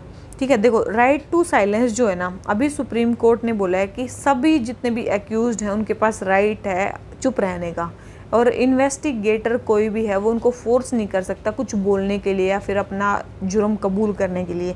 ठीक है, तो ये चीज़ है। तो ये कहाँ पे बोला गया, आर्टिकल 20 के अकॉर्डिंग इसको मतलब वहाँ से ड्राइव किया गया है। आर्टिकल 20 में बताया गया है ना हमें, फंडामेंटल राइट्स के अंडर है कि राइट अगेंस्ट सेल्फ इंक्रीमेशन की, खुद के खिलाफ आप विटनेस नहीं बन सकते या कंपेल नहीं किए जा सकते विटनेस बनने के, तो वही है। तो राइट टू साइलेंस का अधिकार उसी से दिया गया है। तो क्वेश्चन नंबर 71 आंसर हो जाता है बी। आ जाते हैं नेक्स्ट क्वेश्चन पे। हमें बताना है प्रोजेक्ट तारा के बारे में। किसके बारे में, प्रोजेक्ट तारा के बारे में। सबसे पहले बोले हैं ये इंटरनेट कनेक्टिविटी प्रोवाइड करने के लिए लाइट बीम के थ्रू, बिल्कुल। सेकंड, ये इंटरनेशनल टेलीकम्युनिकेशन यूनियन का एक इनिशिएटिव, तो बहुत गलत बात है क्योंकि ये किसका इनिशिएटिव है, ये गूगल की पेरेंट कंपनी का नाम सुना होगा आपने, अल्फाबेट। ठीक है, तो अल्फाबेट और क्या नाम लेते हैं, भारतीय एयरटेल, ये दोनों मिलके इस प्रोजेक्ट को चला रहे हैं। हाई स्पीड इंटरनेट प्रोवाइड करेंगे रिमोट विलेजेस एरिया में बीम ऑफ लाइट के थ्रू, इसको प्रोजेक्ट तारा बोला जा रहा है। काफ़ी इंपॉर्टेंट है, ध्यान रखना। ठीक है, तो ये इंटरनेशनल टेलीकम्युनिकेशन यूनियन का बिल्कुल भी इनिशिएटिव नहीं है। तो हमें बताने करेक्ट स्टेटमेंट, तो करेक्ट तो केवल एक स्टेटमेंट है, वो है हमारी फर्स्ट वाली स्टेटमेंट। ठीक है, काफ़ी इंपॉर्टेंट है, ध्यान रखना इसको। और वैसे तारा प्रोजेक्ट स्टार्ट कब हुआ था, तारा प्रोजेक्ट ये स्टार्ट हुआ था 2016 में। ठीक है, कब स्टार्ट हुआ था, 2016 में स्टार्ट हुआ था। काफ़ी सारे और भी इनिशिएटिव चलाए गए थे उस टाइम पे, काफ़ी सारे लोग इंटरनेट कनेक्टिविटी प्रोवाइड करने की कोशिश कर रहे थे, तो इन्होंने भी स्टार्ट किया। तो ये था प्रोजेक्ट तारा। तो क्वेश्चन नंबर 72 हमारा आंसर क्या हो जाता है, ए। ठीक है, प्रोजेक्ट तारा के बारे में मेरे ख्याल से आपको पता चल गया। अब इसमें देखो इंटरनेशनल टेलीकम्युनिकेशन यूनियन के बारे में बोला गया है। इंटरनेशनल, देखो इस ये ऑर्गेनाइजेशन का भी थोड़ा देख लेते हैं, याद रखना ये इंटरनेशनल टेलीकम्युनिकेशन यूनियन यूएन की स्पेशलाइज्ड एजेंसी है। क्या है, यूएन की स्पेशलाइज्ड एजेंसी है। ये इंटर गवर्नमेंटल ऑर्गेनाइजेशन है, काफ़ी इम्पोर्टेंट है, ये इंटर गवर्नमेंटल ऑर्गेनाइजेशन है। ठीक है, और एस्टेब्लिश कब की गई थी, बहुत पहले, कांग्रेस बनने से भी पहले 1865 में ये एस्टेब्लिश की गई थी। ठीक है, इंटरनेशनल टेलीग्राफ यूनियन तब इसका नाम था, टेलीकम्युनिकेशन यूनियन नहीं था, तब इसका नाम था इंटरनेशनल टेलीग्राफ, क्या बोलते हैं यार, इंटरनेशनल टेलीग्राफ यूनियन इसका नाम था 1865 में जब ये बनी थी। और क्या नाम लेते हैं, इंटरनेशनल टेलीकम्युनिकेशन यूनियन अभी इसका नाम है। ठीक है, और ये जो थी यूएन की स्पेशलाइज्ड एजेंसी कब बनी, 1947 में। ये स्पेशलाइज्ड एजेंसी बनी है यूएन की, ये बनी है 1947 में। इसके हेडक्वार्टर कहाँ है, काफ़ी इंपॉर्टेंट है, इसके हेडक्वार्टर हैं जेनेवा स्विट्जरलैंड में। कहाँ पे है इसके हेडक्वार्टर, जेनेवा स्विट्जरलैंड में। कितने मेंबर्स, कितने कंट्रीज इसके मेंबर है, 193 कंट्रीज इसके मेंबर हैं। ठीक है, क्या इंडिया इसका मेंबर है, बिल्कुल इंडिया इसका मेंबर है। इंडिया इसका बिल्कुल मेंबर है। और कब से इसका मेंबर है इंडिया? 1869 से एक्टिव मेंबर है इसका, 1869 से, ठीक है। और ITU काउंसिल में भी इंडिया मेंबर है 1952 से, ठीक है। काफ़ी इंपॉर्टेंट है ये चीज़, ध्यान रखना, ठीक है। और एक और चीज़ याद रखना, ITU का जो एरिया ऑफिस है ना, area office and innovation centre, वो इंडिया में ही है, इंडिया के महरौली न्यू दिल्ली में है। और फुल्ली इसको इंडिया फंड करता है। ये इंडिया, नेपाल, भूटान, बांग्लादेश, जितने भी आसपास की कंट्री जैसे श्रीलंका, मालदीव, अफगानिस्तान, ईरान, इन सब को मतलब सर्व करता है ये जो इनका एरिया ऑफिस है या फिर जो इनोवेशन सेंटर है ये, ठीक है। तो ये इंटरनेशनल टेलीकम्युनिकेशन यूनियन के बारे में भी कुछ चीज़ें ध्यान रख लेना। तो क्वेश्चन नंबर 72 हो जाता है हमारा कंप्लीट। आ जाते हैं अपने नेक्स्ट क्वेश्चन पे, ठीक है। नेक्स्ट क्वेश्चन हमें क्या बोलता है? The code of Gentoo law, Gentoo जो भी है, ठीक है। It was an attempt by Britishers to codify Indian law. देखो गिंटू है ना, पहले जो है ना, एक मिनट, जो पहले यूरोपियंस थे ना, वो नेटिव जो भी पॉपुलेशन थी यहाँ की, मतलब जो इंडिया की नेटिव पॉपुलेशन थी, उसको मेनली गेंटूज ही बोलते थे, गेंटू लॉ। तो कोड ऑफ गेंटू लॉ मतलब इंडिया के जो मतलब लॉ थे उसको जो कोडिफाई करके बनाया गया उसको बोला गया गेंटू लॉ। तो बोल रहे हैं कि ये ब्रिटिशर्स के द्वारा एक अटैम्प्ट था कोडिफाई करने के लिए इंडियन लॉज को। तो ये स्टेटमेंट बिल्कुल सही है कि भाई ये कोडिफाई करने के लिए एक अटैम्प्ट था ब्रिटिशर्स का। तो ये स्टेटमेंट हमारी क्या है? बिल्कुल सही है, ठीक है। ये स्टेटमेंट बिल्कुल सही है। और ये दूसरी बोल रहे हैं ये कर्जन के टाइम पे आया था। देखो जो ये गेंटू लॉ था ये आया था हमारा कब? 1776 के आसपास, ठीक है। 1776 में इसको प्रिपेयर किया गया था, 1776 में। और कर्जन तो बहुत लेट थे भाई, हमारे 1905 के आसपास थे। तो ये स्टेटमेंट बिल्कुल गलत है कि कर्जन के टाइम पे थे। इनके टाइम, ये किसके टाइम पे आया था? वैरन हेस्टिंग्स के टाइम पे आया था, ठीक है। किसके टाइम पे आया था? वैरन हेस्टिंग के टाइम पे ये आया था। तो ये काफ़ी इंपॉर्टेंट चीज़ है। तो कोड ऑफ गेंटू लॉ जो था ये ब्रिटिशर्स इंडियन लॉ को कोडिफाई करना चाह रहे थे, वो कोडिफाई किया था, उसके लिए था ये। और दूसरी चीज़ वैरन हेस्टिंग के टाइम पे ये आया था, ठीक है। तो यही काफ़ी इंपॉर्टेंट है। तो क्वेश्चन नंबर 73 करेक्ट स्टेटमेंट बतानी है तो केवल एक स्टेटमेंट करेक्ट है और वो भी है ए, ठीक है। तो क्वेश्चन नंबर 73 आंसर हो जाता है ए। आ जाते हैं नेक्स्ट क्वेश्चन पे। फिर से हमें दो स्टेटमेंट दे रखे हैं, स्टेटमेंट 1, स्टेटमेंट 2। बोल रहे कि Prajamandal movement started in India in 1920s। देखो सबसे पहले प्रजामंडल मूवमेंट क्या था? एक तो देखो ब्रिटिशर्स के अगेंस्ट तो जो मूवमेंट चल रहा था वो तो चल ही रहा था, नॉन कोऑपरेशन, सिविल डिसोबीडियंस, वो तो लगे। ऐसा नहीं था कि सारा ही इंडिया ब्रिटिशर्स के अंडर था। कुछ ऐसे एरियाज़ भी थे जो प्रिंसली स्टेट्स के अंडर थे जहाँ राजा रूल कर रहे थे। और जो वहाँ की जनता थी ना, जो जनता राजा के रूल से भी दुखी थी, तो उन्होंने उन राजाओं के खिलाफ भी प्रोटेस्ट करना स्टार्ट किया। उनको बोला गया प्रजामंडल, ठीक है। तो प्रजामंडल मूवमेंट जो था ये स्टार्ट हुआ था 1920s में। ये कुछ राजाओं के खिलाफ तो प्रोटेस्ट कर ही रहे थे, साथ में ये किसके अगेंस्ट भी कर रहे थे? जो ब्रिटिशर्स थे समटाइम्स उसके अगेंस्ट भी कर रहे थे, ब्रिटिश एडमिनिस्ट्रेशन के अगेंस्ट भी। दूसरी स्टेटमेंट है the Indian National Congress passed a resolution to start the Prajamandal movement at Haripura session. देखो बहुत इंपॉर्टेंट है, 1938 में होता है हमारा ये हरिपुरा सेशन गुजरात में, ठीक है। सुभाष चंद्र बोस इसको प्रिसाइड करते हैं, आप सभी को पता है। आप सभी को पता है ये तो हुआ 1938 में। इससे पहले जितने भी प्रजामंडल हैं ये सारे मिलके all India state people conference बना लेते हैं 1927 में। तो ये सारे पहले ही मिल जाते हैं। और कांग्रेस इनको पहले से ही मतलब इनडायरेक्टली सपोर्ट कर रही थी, लेकिन फाइनली जो मतलब 1938 के सेशन में उन्होंने मतलब रिजोल्यूशन पास कर दिया और वहाँ पे उनको सपोर्ट एक्सटेंड कर दिया। तो इसका मतलब ये नहीं है कि वहीं पे उन्होंने उसको सपोर्ट करना स्टार्ट किया, ठीक है। तो पहले भी करते थे। तो ये स्टेटमेंट हमारी रॉन्ग है कि वहीं पर इन्होंने स्टार्ट किया है, तो ऐसा नहीं था। तो ये स्टेटमेंट रॉन्ग है। तो फर्स्ट स्टेटमेंट करेक्ट है, सेकंड स्टेटमेंट रॉन्ग है। तो हमें बताने कौन सी स्टेटमेंट करेक्ट है। तो हमारा आंसर क्या हो जाता है? सी, ठीक है। मेरे ख्याल से आपको समझ में आ गया इसके बारे में। और हरिपुरा सेशन के बारे में और भी काफ़ी चीज़ें हैं। सबसे पहले मैंने बता दिया सुभाष चंद्र बोस जी ने यहाँ पे प्रिसाइड किया था, गुजरात में सेशन हुआ था सूरत में। और यहाँ पे एक नेशनल प्लानिंग कमेटी भी सेटअप की गई थी। नेशनल प्लानिंग कमेटी सेटअप की गई थी किसके अंडर? जवाहरलाल नेहरू जी के अंडर सेटअप की गई थी, ठीक है। पूर्ण स्वराज का रिजोल्यूशन यहाँ पे डिमांड किया गया था, पूर्ण स्वराज का रिजोल्यूशन यहाँ पे डिमांड किया गया था, ठीक है। INC ने अपना सपोर्ट एक्सटेंड किया था जो भी पीपल थे प्रिंसली स्टेट से उनके लिए और देश को आज़ाद कराने के लिए, ठीक है। तो यही है मेन। तो क्वेश्चन नंबर 74 आंसर हो जाता है सी। मेरे ख्याल से समझ में आ गया होगा। आ जाते हैं नेक्स्ट क्वेश्चन पे। सबसे पहले हमें बताना है कि किस अमेंडमेंट, जो ये जो 3 अमेंडमेंट दे रखे हैं इनमें से कौन सा अमेंडमेंट है जो यूनियन ऑफ इंडिया का कंसेप्ट उसमें एक्सपेंड हो जाता है। सबसे पहले पता भी तो होना चाहिए यूनियन ऑफ इंडिया होता है क्या है। देखो, यूनियन ऑफ इंडिया होता है states, union of India consist of state, जितने भी इंडिया में स्टेट्स हैं वो आती हैं यूनियन ऑफ इंडिया में। एक होती है, एक कंसेप्ट आता है टेरिटरी ऑफ इंडिया का, एक कंसेप्ट है टेरिटरी ऑफ इंडिया, एक कंसेप्ट है union of India. Union of India में ओनली स्टेट्स आती है, टेरिटरी ऑफ इंडिया में सब कुछ आता है, मतलब स्टेट्स भी आती हैं, यूटीज़ भी आती हैं, या फ्यूचर में कोई हम टेरिटरी एक्वायर करेंगे वो भी आती है, सब कुछ आता है टेरिटरी ऑफ इंडिया में। लेकिन यूनियन ऑफ इंडिया में केवल और केवल स्टेट्स आती हैं। तो अब स्टेट्स का कंसेप्ट किस में आता है? तो सबसे पहले आता है हमारा 73rd कॉन्स्टिट्यूशनल अमेंडमेंट एक्ट। इसमें तो पंचायत के लिए रिजोल्यूशन पास होता है, तो ये तो है नहीं कि भाई पंचायत ने कुछ स्टेट्स को में नया मतलब ऐड कर दिया, तो इसने तो एक्सटेंड नहीं किया। सेकंड है 36th कॉन्स्टिट्यूशनल अमेंडमेंट एक्ट। आप सभी को पता होगा 36th कॉन्स्टिट्यूशनल अमेंडमेंट एक्ट कब होता है? अप्रोक्स 1975 में होता है, और यहाँ पे जो सिक्किम है वो फुल फ्लेज्ड स्टेट बन जाती है, 22nd स्टेट। ठीक है, सिक्किम कौन सी स्टेट बन जाती है? 22nd स्टेट बन जाती है, फुल फ्लेज्ड स्टेट बन जाती है 1975 में। ठीक है, तो यहाँ पे एक नई स्टेट बन गई, मतलब it means union of India. Union of India में क्या आती है? ओनली स्टेट्स आती है, तो इसका कंसेप्ट एक्सपेंड हो गया, बिल्कुल हो गया। तो 36th कॉन्स्टिट्यूशनल अमेंडमेंट एक्ट में जो क्या नाम लेते हैं, इसका जो कंसेप्ट है वो क्या हो जाता है? एक्सपेंड हो जाता है।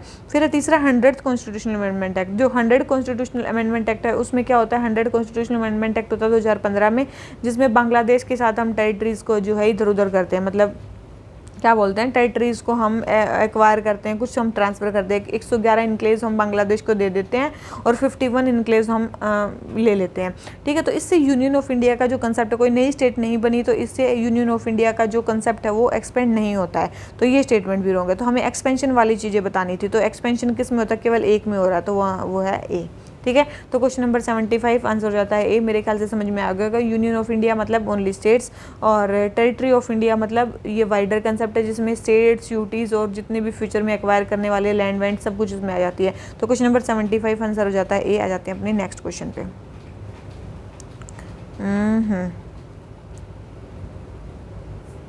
नेक्स्ट क्वेश्चन में क्या बोलता है? इमरजेंस ऑफ टाइटल्स लाइक जगत सेठ एंड नगर सेठ। देखो, ये तो नाम सुनते ही आप बता दोगे नगर सेठ और जगत सेठ किसके लिए यूज़ होते होंगे? बैंक। सेठ मतलब जिसके पास पैसे होते हैं उसी को बोलते हैं। क्षेत्रीज साउथ, मतलब नॉर्थ में तो इन्हीं को बोलते हैं, लेकिन साउथ क्षेत्रीज भी बोलते हैं इनको। ठीक है, तो यही है। तो क्वेश्चन नंबर 76 आंसर हो गया बी। आ जाते हैं अपने नेक्स्ट क्वेश्चन पे। एक्सपोर्ट सेट सैटेलाइट के बारे में बात करने हैं। किसके बारे में? एक्सपोर्ट सेट सैटेलाइट के बारे में। बोल रहे हैं कि ये वेरियस डायनामिक्स को स्टडी करेगा एस्ट्रोनॉमिकल सोर्सेज से एक्सट्रीम कंडीशन में। बिल्कुल ये स्टडी करेगा। ये बोल रहे हैं कि वर्ल्ड का पहला पोलैरीमीटर मिशन है एक्सरे जिसमें यूज़ किया जाता है। कैसा हो सकता है? बिल्कुल भी नहीं। ये वर्ल्ड का पहला पोलैरीमीटर मिशन नहीं है जो एक्सरे को यूज़ करेगा। ये वर्ल्ड का दूसरा है, पहला नहीं है। पहला तो इसने क्या नाम लेते हैं, यूएसए ने यूज़ कर रखा है, नासा ने मतलब पहला पोलैरीमीटर मिशन चला रखा है जिसका नाम है IXPE, imaging x-ray polarimeter explorer. ठीक है, तो ये नासा का है पहला, हमारा दूसरा है। तो ये स्टेटमेंट हमारी क्या हो जाती है? रॉन्ग हो जाती है। थर्ड बोल रहे हैं ये इसरो और रमन जो रिसर्च इंस्टीट्यूट है उसका ये कोलैबोरेशन है। बिल्कुल ये उनका कोलैबोरेशन है। बेंगलुरु में जो इंस्टीट्यूशन रमन रिसर्च इंस्टीट्यूट, उसका ये क्या है? एक कोलैबोरेशन है। तो ये स्टेटमेंट बिल्कुल सही है, उनका कोलैबोरेशन है। ये स्टेटमेंट सही है। दो चीज़ें इसमें और इम्पोर्टेंट है। क्या इम्पोर्टेंट है? ये तो ठीक है, एक्सरे का यूज़ कर रहे हैं, ये कर रहे हैं, वो कर रहे हैं। यहाँ पे ना दो क्या नाम लेते हैं, पेलोड इसमें डाले जा रहे हैं। कौन कौन से पेलोड? एक का नाम है पोलिक्स और एक का नाम है स्पेक्ट। ये वैसे तो इनका मतलब वो क्या नाम बोलते हैं, फुल फॉर्म तो बढ़िया। देखो, पोलिक्स की फुल फॉर्म क्या है? पोलैरीमीटर, PO से polarimeter instrument in x-rays, polarimeter instrument in x-ray. ठीक है, स्पेक्ट की फुल फॉर्म क्या है? स्पेक्ट की फुल फॉर्म है हमारी x-ray spectroscopy and timing, x-ray spectroscopy and timing. POLIX किसके लिए है? पोलिक्स है कि भाई जो डिग्री और एंगल ऑफ पोलिनेशन बताएगा। ठीक है, जो भी जहाँ पे भी हम एक्सरे का जो भी वो रखेंगे तो उसको मेज़र करेगा कि हमारी डिग्री कितनी है, एंगल ऑफ पोलिनेशन कितना है। ठीक है, ये डिग्री को और एंगल को चेक करेगा। जबकि जो स्पेक्ट है ये किसको चेक करेगा? टाइमिंग और स्पेक्ट्रो जो स्कोपिक इन्फॉर्मेशन है ये उसको चेक करेगा। तो ये इंपॉर्टेंट है, काफ़ी रखना, ध्यान रखना इसको। ठीक है, और अगर हम बात करें ये जो एक्सपोसैट सैटेलाइट है ना, ये इंडिया का थर्ड स्पेस बेस्ड ऑब्जर्वेटरी होने जा रही है। ये इंडिया की बोल रही, वर्ल्ड की नहीं, इंडिया की थर्ड स्पेस बेस्ड ऑब्जर्वेटरी होने जा रही है। स्पेस बेस्ड ऑब्जर्वेटरी होने जा रही है। पहली दो कौन सी हैं? एक तो आपने सुना होगा आदित्य L1, ठीक है, आदित्य 11 मिशन है, एक है एस्ट्रोसेट, एक है एस्ट्रोसेट, तो ये 2 हैं। ठीक है, ये पहली है, तीसरी होने जा रही है हमारी इंडिया की थर्ड स्पेस बेस्ड ऑब्जर्वेटरी। और एक्सरे की आपको वो बोले तो वेवलेंथ कितनी होती है बता सकते हो? जल्दी जल्दी से बताओ कितनी होती है। 0.01 से लेके 10 नैनोमीटर तक की इसकी वेवलेंथ होती है, ध्यान रखना इसको। तो क्वेश्चन नंबर 77 हमारा आंसर क्या हो गया? आंसर क्या बताना था? करेक्ट स्टेटमेंट बतानी थी। तो दिख रही है तो 2 स्टेटमेंट करेक्ट है, 1 स्टेटमेंट रॉन्ग है, तो हमारा आंसर क्या हो जाता है? बी। ठीक है, तो क्वेश्चन नंबर 77 आंसर हो गया बी। आ जाते हैं अपने नेक्स्ट क्वेश्चन पे। बोल रहे हैं कि किन्होंने orientalist method of social reforms को एडवोकेट किया था? देखो भाई, जो विजन में आंसर दे रखा है वो आपको मिलेगा सी कि सबने किया था, लेकिन अगर आप एक्सप्लेनेशन उसका पढ़ोगे तो आपको पता चलेगा कि ओरिएंटलिस्ट मेथड था कि जहाँ पे एंशियंट कल्चर को, सिविलाइजेशन की ग्लोरी को बताया जा सकता था, बता के मतलब आपको एजुकेट किया जाता था रिफॉर्म्स के लिए। तो ये किया था मेनली के.टी. तेलांग जी ने, भंडारकर जी ने और V.N. मांडलिक ने।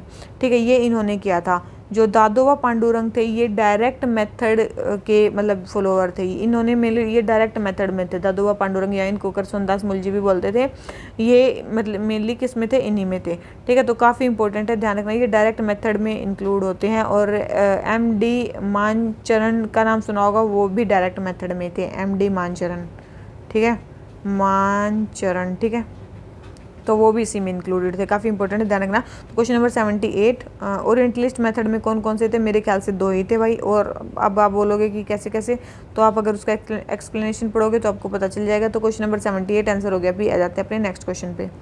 हमें बताना है मालाबार ट्री टोड के बारे में। क्यों ये न्यूज़ में है? ये अभी आपने सुना होगा 2024 में ही न्यूज़ में आया है। क्यों? क्योंकि अभी एक लिस्ट निकाली है जूलॉजिकल सर्वे ऑफ इंडिया ने, उसमें मालाबार ट्री टोड को क्रिटिकली इंडेंजर्ड कैटेगरी में डाला है। किसमें? क्रिटिकली इंडेंजर्ड कैटेगरी में डाला है। तो हमें बताना है कि ये कहाँ कहाँ पाया जाता है। देखो, ये बिल्कुल हर एक न्यूज़पेपर में आया था कि भाई एक तो ये पाया जाता है मोलम नेशनल पार्क में, ठीक है, और एक ये पाया जाता है महादेई वाइल्ड लाइफ सेंचुरी में। ठीक है, एक तो मोलम नेशनल पार्क, एक महादाई वाइल्ड लाइफ सेंचुरी। ठीक है, इसका दूसरा नाम क्या है? एक तो पहली बात तो कर्नाटका में ये पाया जाता है। ठीक है, कर्नाटका में ये पाया जाता है। इसको वार्टी एशियन ट्री टोड भी बोलते हैं, वार्टी एशियन ट्री टोड भी बोलते हैं इसको। ठीक है, इसका अगर नाम बोलें, साइंटिफिक नेम बोलें तो इसका नाम है पीडोस्टाइबिस ट्यूबरक्लोसिस। ठीक है, ट्यूबरक्लोसिस। ठीक है, तो ध्यान रखना, ये ट्यूबरक्लोसिस किसकी स्पीसीज है? टोड की स्पीसीज है। मालाबार ट्री टोड को बोला जाता है भाई, साइंटिफिक नाम आ जाए तो बता देना। इसमें जो फीमेल्स होती हैं वो मेल से लंबी होती हैं। ठीक है, ध्यान रखना, females are larger than male, sorry, females are larger than males, ये भी काफ़ी इंपॉर्टेंट बात है। तो क्वेश्चन नंबर 79 हमें क्या बताना है कि कहाँ कहाँ पाए जाते हैं? तो ये केवल इन 2 जगह पे पाए जाते हैं। ठीक है, क्या? मालाबार ट्री टोड को, और क्रिटिकली इंडेंजर्ड कैटेगरी में आते हैं। और जो ये मोलम नेशनल पार्क है ये भी कर्नाटका में है, ठीक है, कर्नाटका में है, और इसको वाइल्ड लाइफ सेंचुरी भी डिक्लेयर किया गया था। फिर बाद में इसको भगवान महावीर सेंचुरी के नाम से भी जाना जाता है। ठीक है, इसको भगवान महावीर सेंचुरी के नाम से भी जाना जाता है।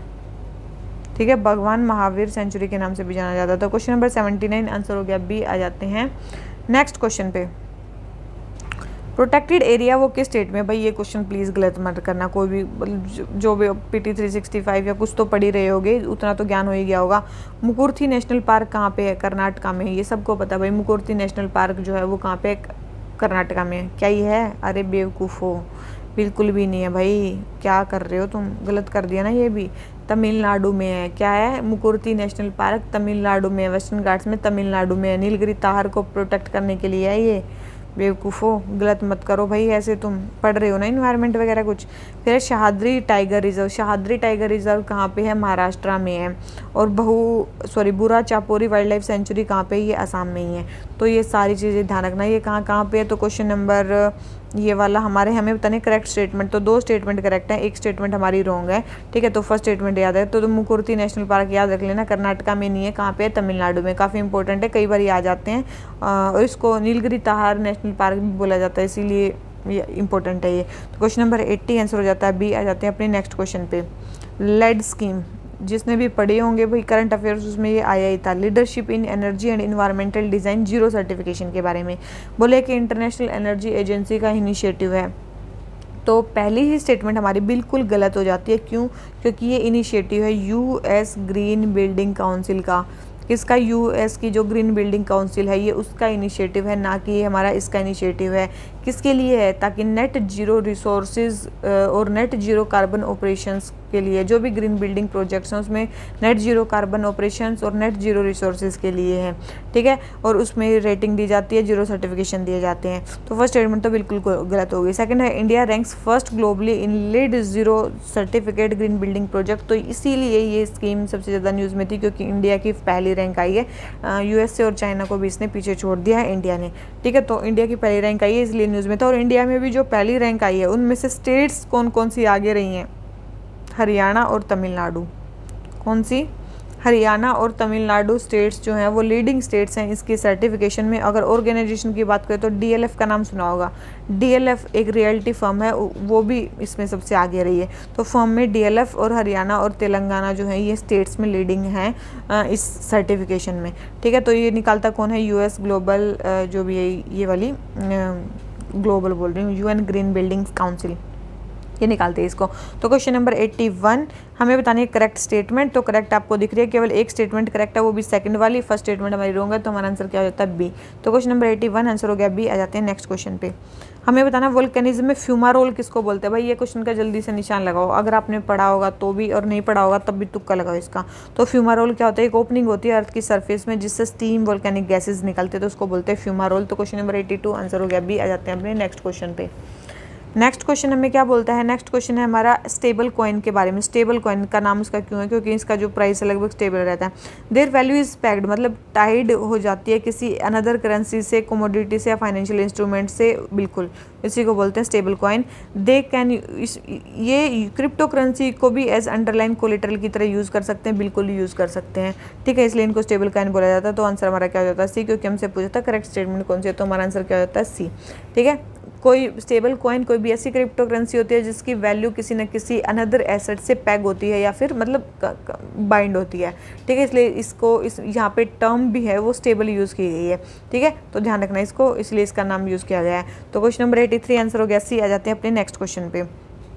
हमें बताना है कि क्रिटिकल मिनरल्स के एग्जाम्पल कौन कौन से हैं।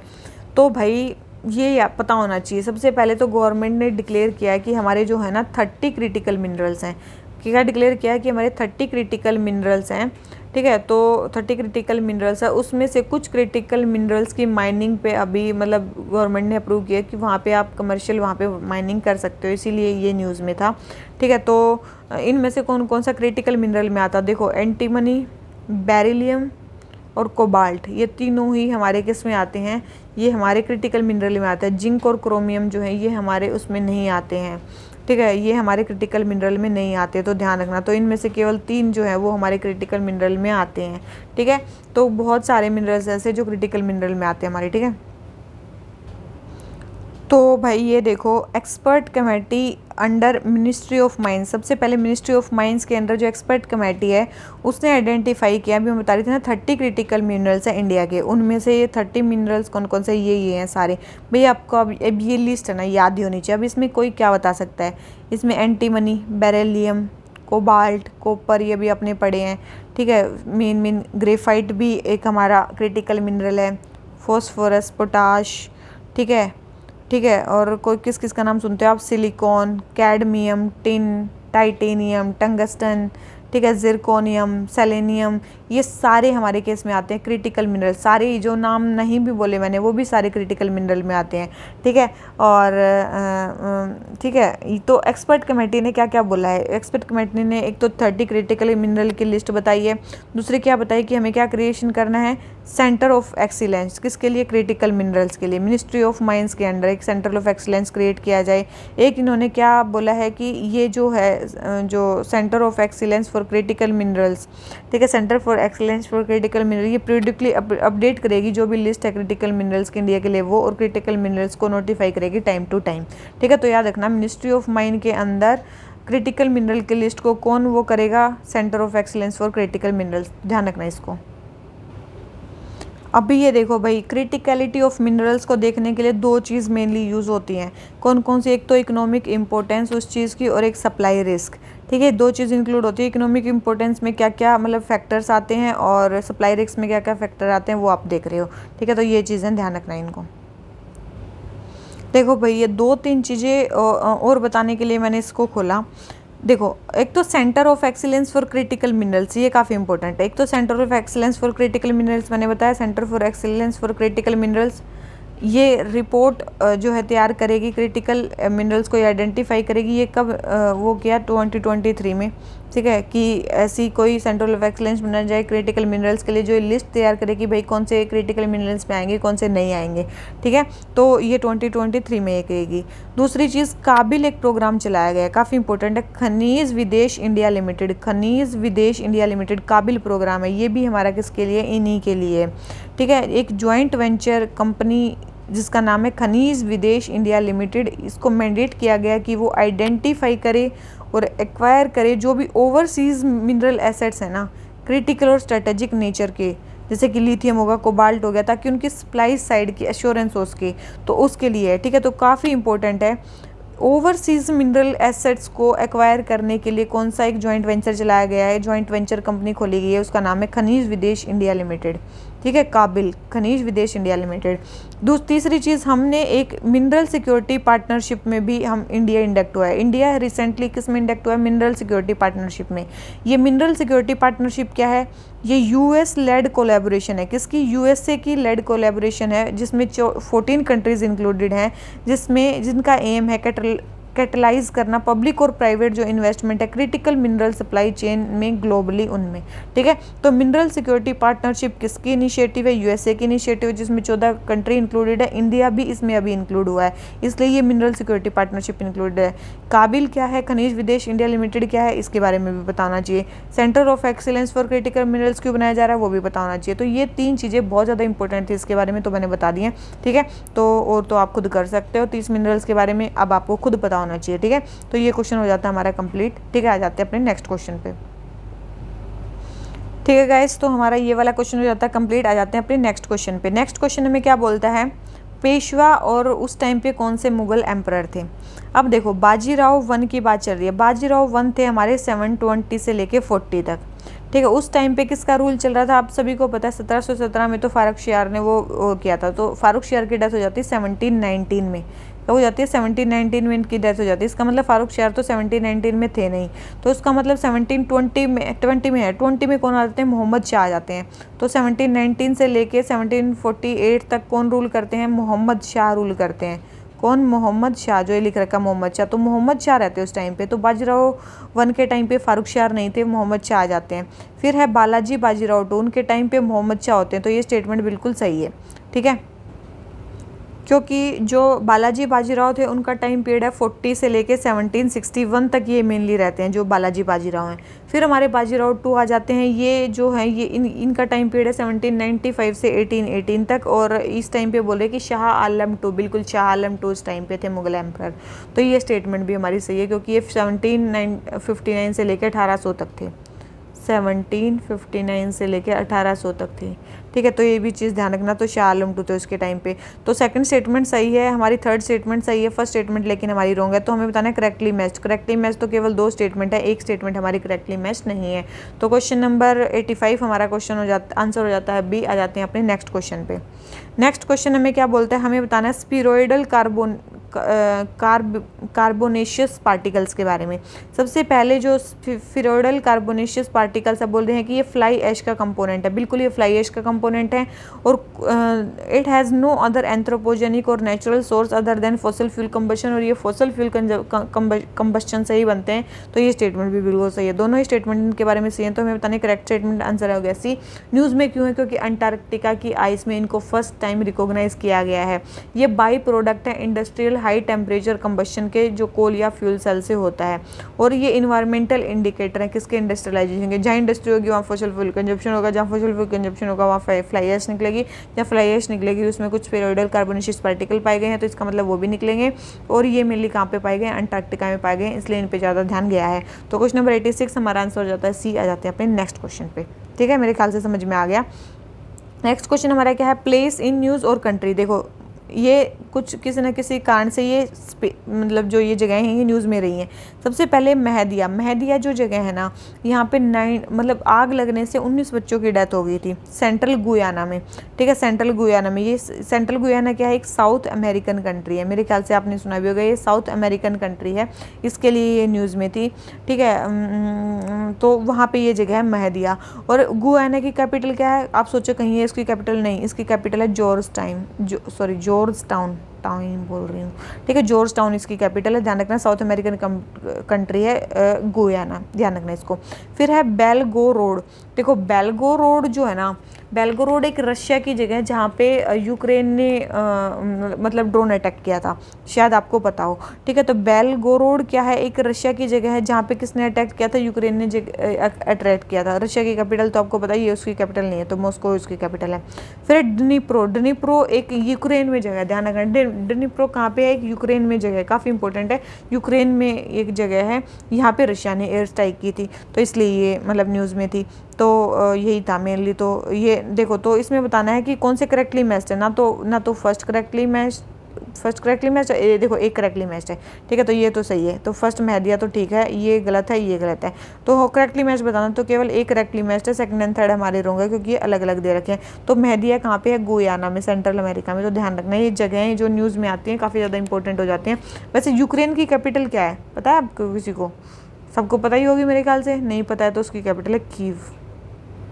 ठीक है, ध्यान रखना, इनको भी इंपॉर्टेंट कई बार आ जाती हैं और ध्यान भी नहीं रहती, इतने ज़्यादा इंपॉर्टेंट नेशंस हैं।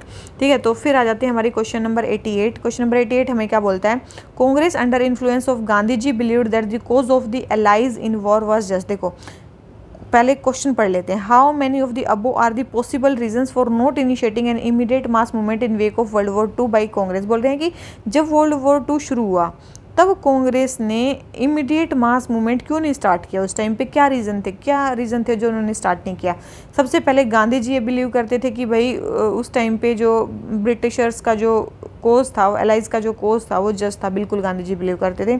Lack of Hindu Muslim unity, बिल्कुल उस टाइम पे हिंदू मुस्लिम यूनिटी भी नहीं थी। और इनडिसिप्लिन और लेक ऑफ कोहेशन था कांग्रेस के अंडर की भी। तो तीनों ही चीज़ें थी जिसके कारण उस टाइम पे जो था वो उस टाइम पे मतलब वो नहीं किया गया, स्टार्ट नहीं किया गया मास मूवमेंट को। तो तीनों ही स्टेटमेंट सही हैं। तो हमें बतानी है कि सही स्टेटमेंट, तो सही, तो तीनों ही स्टेटमेंट सही हैं, तो आंसर क्या हो जाता है सी। ठीक है, आ जाते हैं अपने नेक्स्ट क्वेश्चन पे। कई टाइप के ऑर्गेनाइजेशन है, जैसे कि लेडीज सोशल कॉन्फ्रेंस, आर्य महिला समाज, भारत स्त्री महामंडल। सबसे पहले लेडीज सोशल कॉन्फ्रेंस। देखो लेडीज सोशल कॉन्फ्रेंस जो है ना, ये एक ऑर्गेनाइजेशन थी जो किसने बनाई थी, किसके बेसिस पे बनाई गई, नेशनल सोशल कॉन्फ्रेंस के मतलब उससे मतलब इंस्पायर होकर बनाई गई थी। किसने बनाई थी, ये बनाई थी रमाबाई रेनाल्डे ने। लेडीज सोशल कॉन्फ्रेंस किसने बनाई थी, रमाबाई रेनाल्डे ने बनाई थी, काफ़ी इंपॉर्टेंट है, ध्यान रखना। ठीक है, फिर आ जाती है हमारी आर्य महिला समाज। आर्य महिला समाज जो थी ये किसने बनाई थी, काफ़ी इंपॉर्टेंट ऑर्गेनाइजेशन थी, ये बनाई थी पंडिता रमाबाई सरस्वती ने बनाई थी।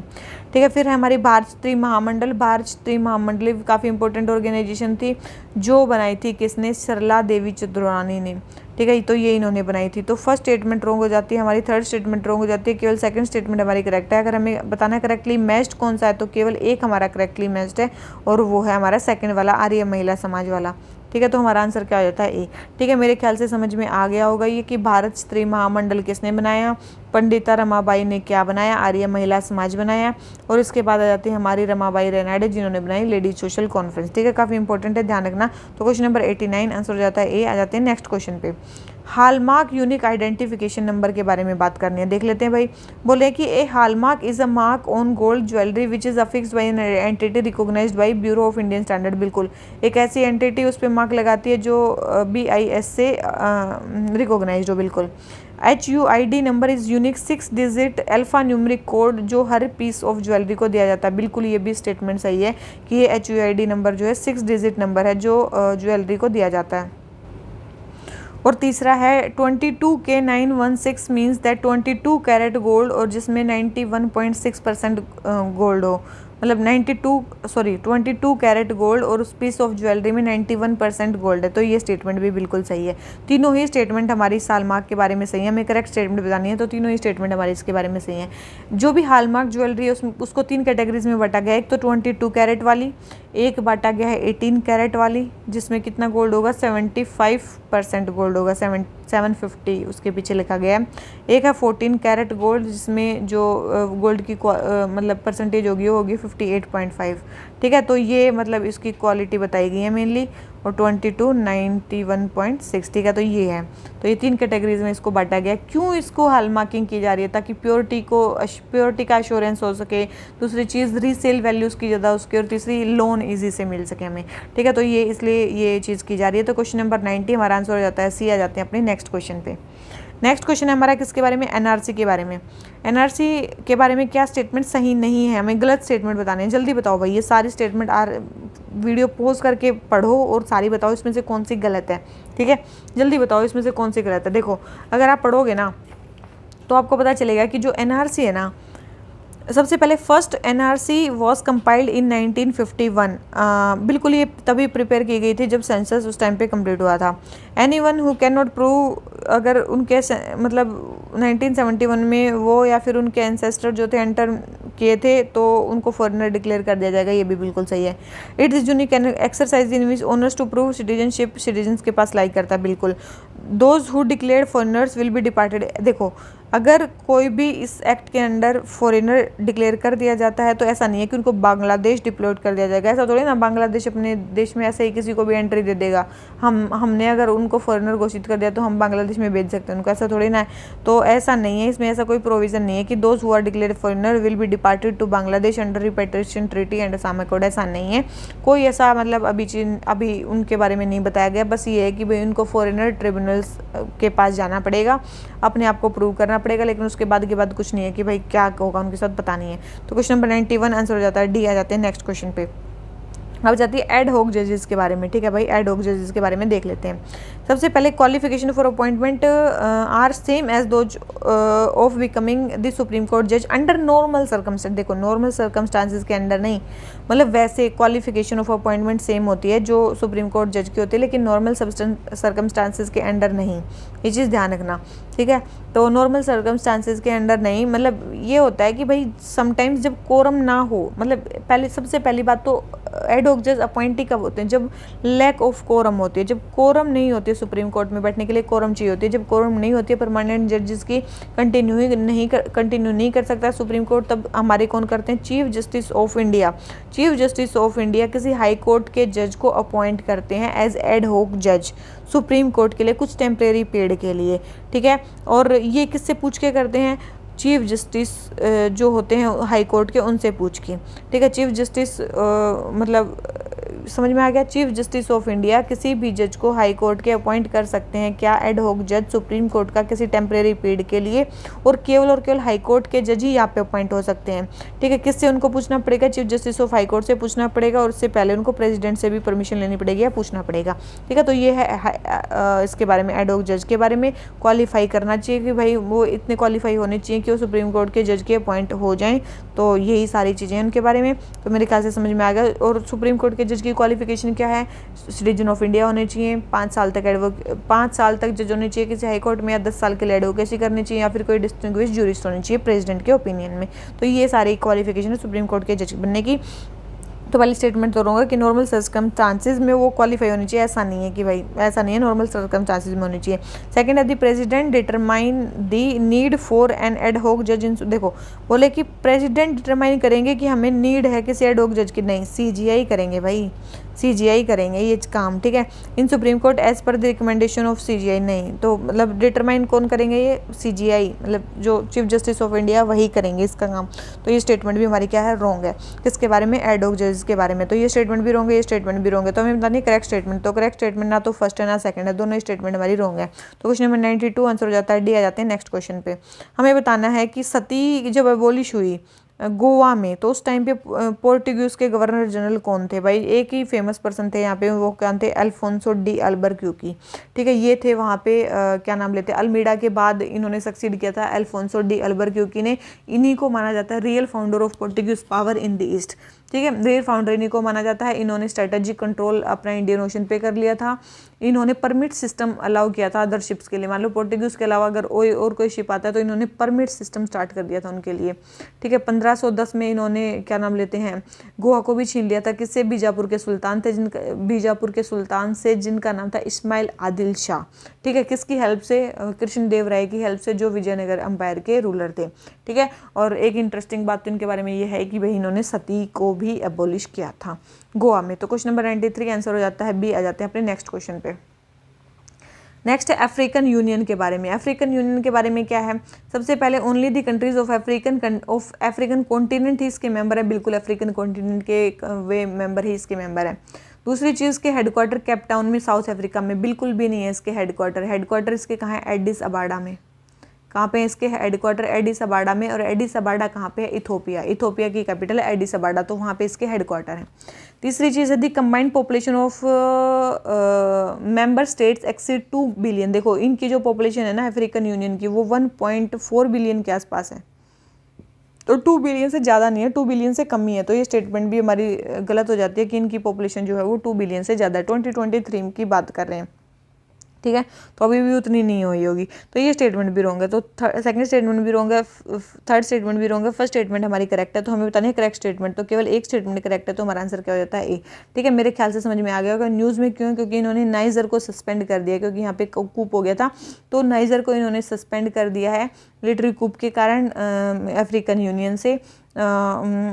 ठीक है, तो और ये 2 कारणों से और भी ज़्यादा, एक तो चलो नाइजर को इन्होंने सस्पेंड कर दिया, दूसरी चीज़ क्या नाम लेते हैं, एक और चीज़ के कारण ये न्यूज़ में था। क्यों था? क्योंकि G20 जो कंट्रीज़ हैं, G20 का जो ग्रुप है उसमें ये ऐड हो गया है। G20 के मतलब जो ग्रुपिंग है उसमें भी ऐड हो गया, इसलिए भी ये न्यूज़ में था। ये था, ठीक है। कब बना था ये? 2002 में ये अफ्रीकन यूनियन बनी थी, 2002 में बनी थी। सबसे पहले किसी और नाम से चल रही थी, ये OAU के नाम से चल रही थी, फिर इसको अफ्रीकन यूनियन के नाम से चलाया गया। ठीक है, ये तो चलो ठीक है, अफ्रीकन यूनियन के बारे में हो गया। आपको पता है एक एडिस अबाडा का नाम आ गया, तो एडिस अबाडा डिक्लेरेशन एक साइन हुआ है अफ्रीका में। एडिस अबाडा डिक्लेरेशन किसके लिए है?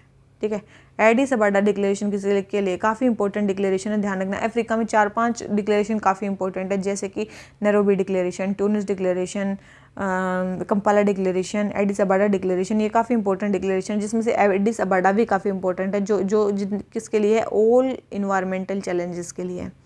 जितने भी इन्वायरमेंटल चैलेंजेस जैसे कि लैंड डिग्रेडेशन, क्लाइमेट चेंज, जो भी चीज़ें, जितने भी इन्वायरमेंटल चैलेंजेस है उनके लिए हुआ था यहाँ पे एडिस अबाडा डिक्लेरेशन। काफ़ी इंपॉर्टेंट है, ध्यान रखना।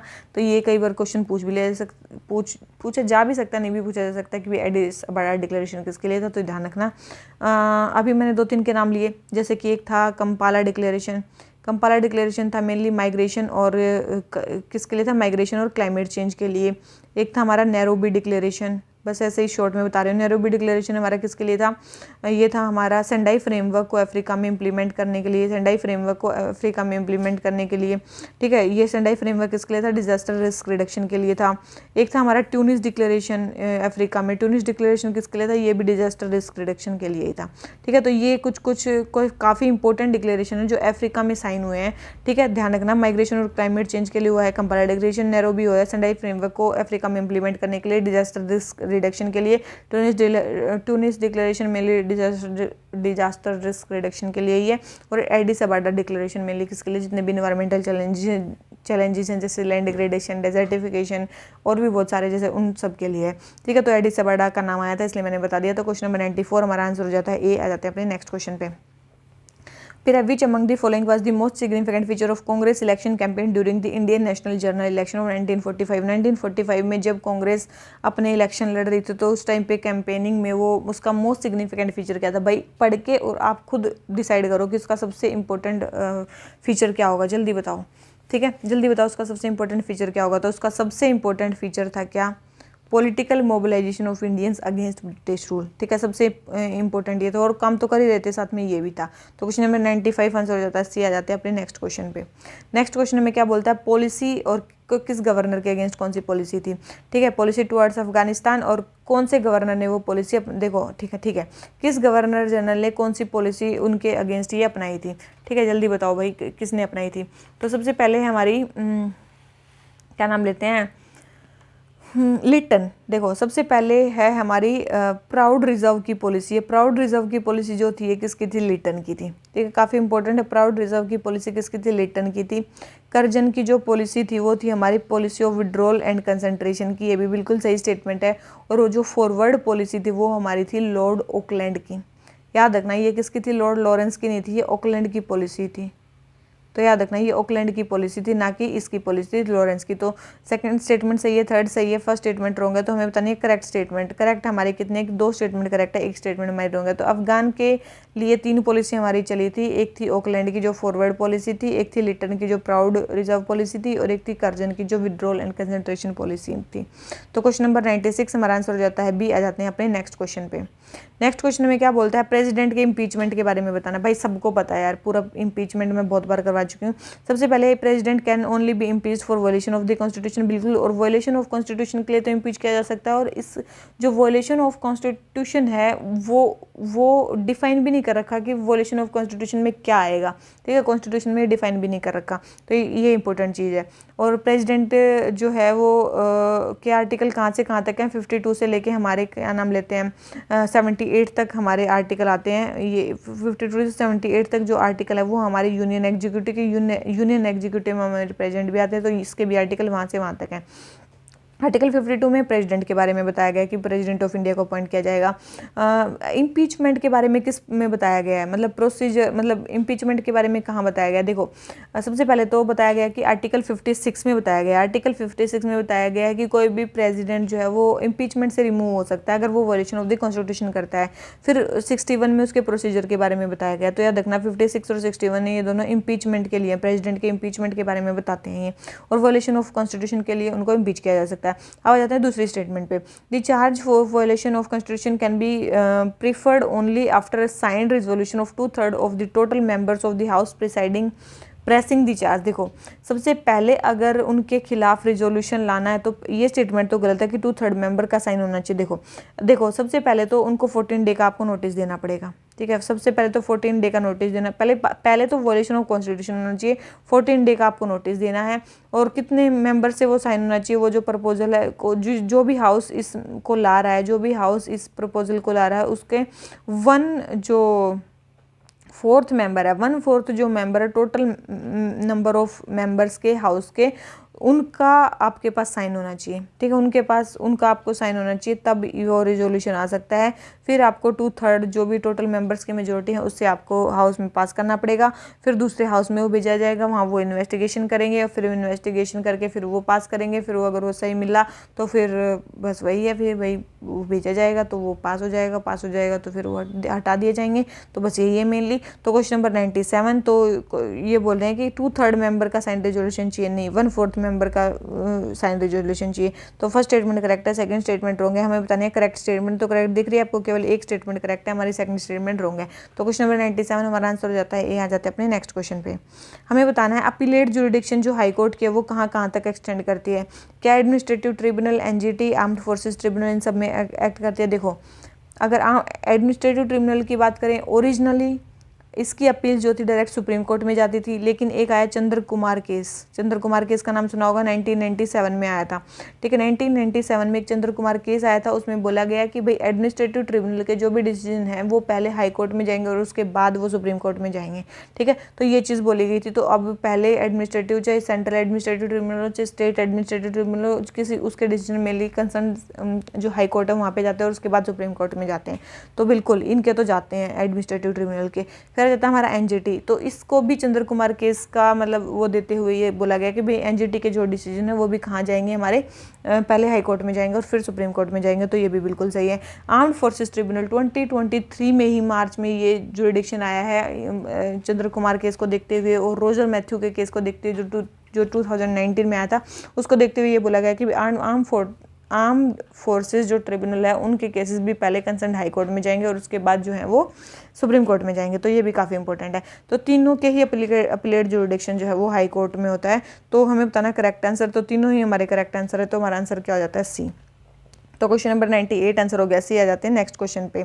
तो बोले INA प्रिजनर, जो इंडियन नेशनल आर्मी के जो प्रिजनर थे उनका डिफेंस किस किसने किया था? भाई सबने किया था, ठीक है, जितने कांग्रेस के काफ़ी सारे लोगों ने किया था, जैसे कि KN काटजू, आसफ अली, जवाहरलाल नेहरू, तेज बहादुर सप्रू, इन सब ने किया था। तो हमारा आंसर क्या हो जाता है? डी, इन सारे ही बंदों ने उनका वो किया था। और कांग्रेस ने तो एक INA relief and inquiry committee भी बनाई थी, INA relief and inquiry committee भी बनाई थी, जो कि मतलब ये मतलब अगर मतलब जो भी INA ट्रायल्स के बाद जो लोग बाहर आने वाले थे, जो भी बंदे बाहर आने वाले उनके लिए मनी और फूड को ऑर्गेनाइज करने के लिए, और ताकि बाद में उनको फिर कहीं ना कहीं एम्प्लॉयमेंट भी मिल जाए, उनके लिए भी था, ठीक है। तो काफ़ी इंपॉर्टेंट है, तो ध्यान रखना। डिफेंस ऑफ जो INA का है, ये किसने किया था? इनको रेड फोर्ट ट्रायल भी बोला जाता है, अगर आपको याद हो तो इसको क्या बोला जाता है? रेड फोर्ट ट्रायल्स भी इनको बोला जाता है। नवंबर 1945 से लेके हुए थे ये, मई 1945 से लेके हुए थे ये मई 1946 तक, ठीक है। तो ये उसके बीच में हुए थे। किस किस ने उनका डिफेंस किया था? तो ध्यान रखना, क्वेश्चन नंबर 99 हमारा आंसर हो जाता है डी। आ जाते हैं अपने नेक्स्ट क्वेश्चन पे और लास्ट क्वेश्चन पे। लास्ट क्वेश्चन हमें क्या बोलता है? Cabinet committee on parliamentary affairs के बारे में बताना है, जो रिसेंटली न्यूज़ में थी। सबसे पहले it determine the date and duration of parliamentary session in India. बिल्कुल, पार्लियामेंट जो cabinet committee on parliamentary affairs है, ये डेट एंड ड्यूरेशन जो पार्लियामेंट सेशन की है उसको डिटरमाइन करती है। दूसरी, एट प्रेजेंट इसके जो बोल रहे हैं प्राइम मिनिस्टर ऑफ इंडिया, इसके एक्स ऑफिशियल चेयरमैन है, नहीं, एट प्रेजेंट इसके जो चेयरमैन है वो कौन है?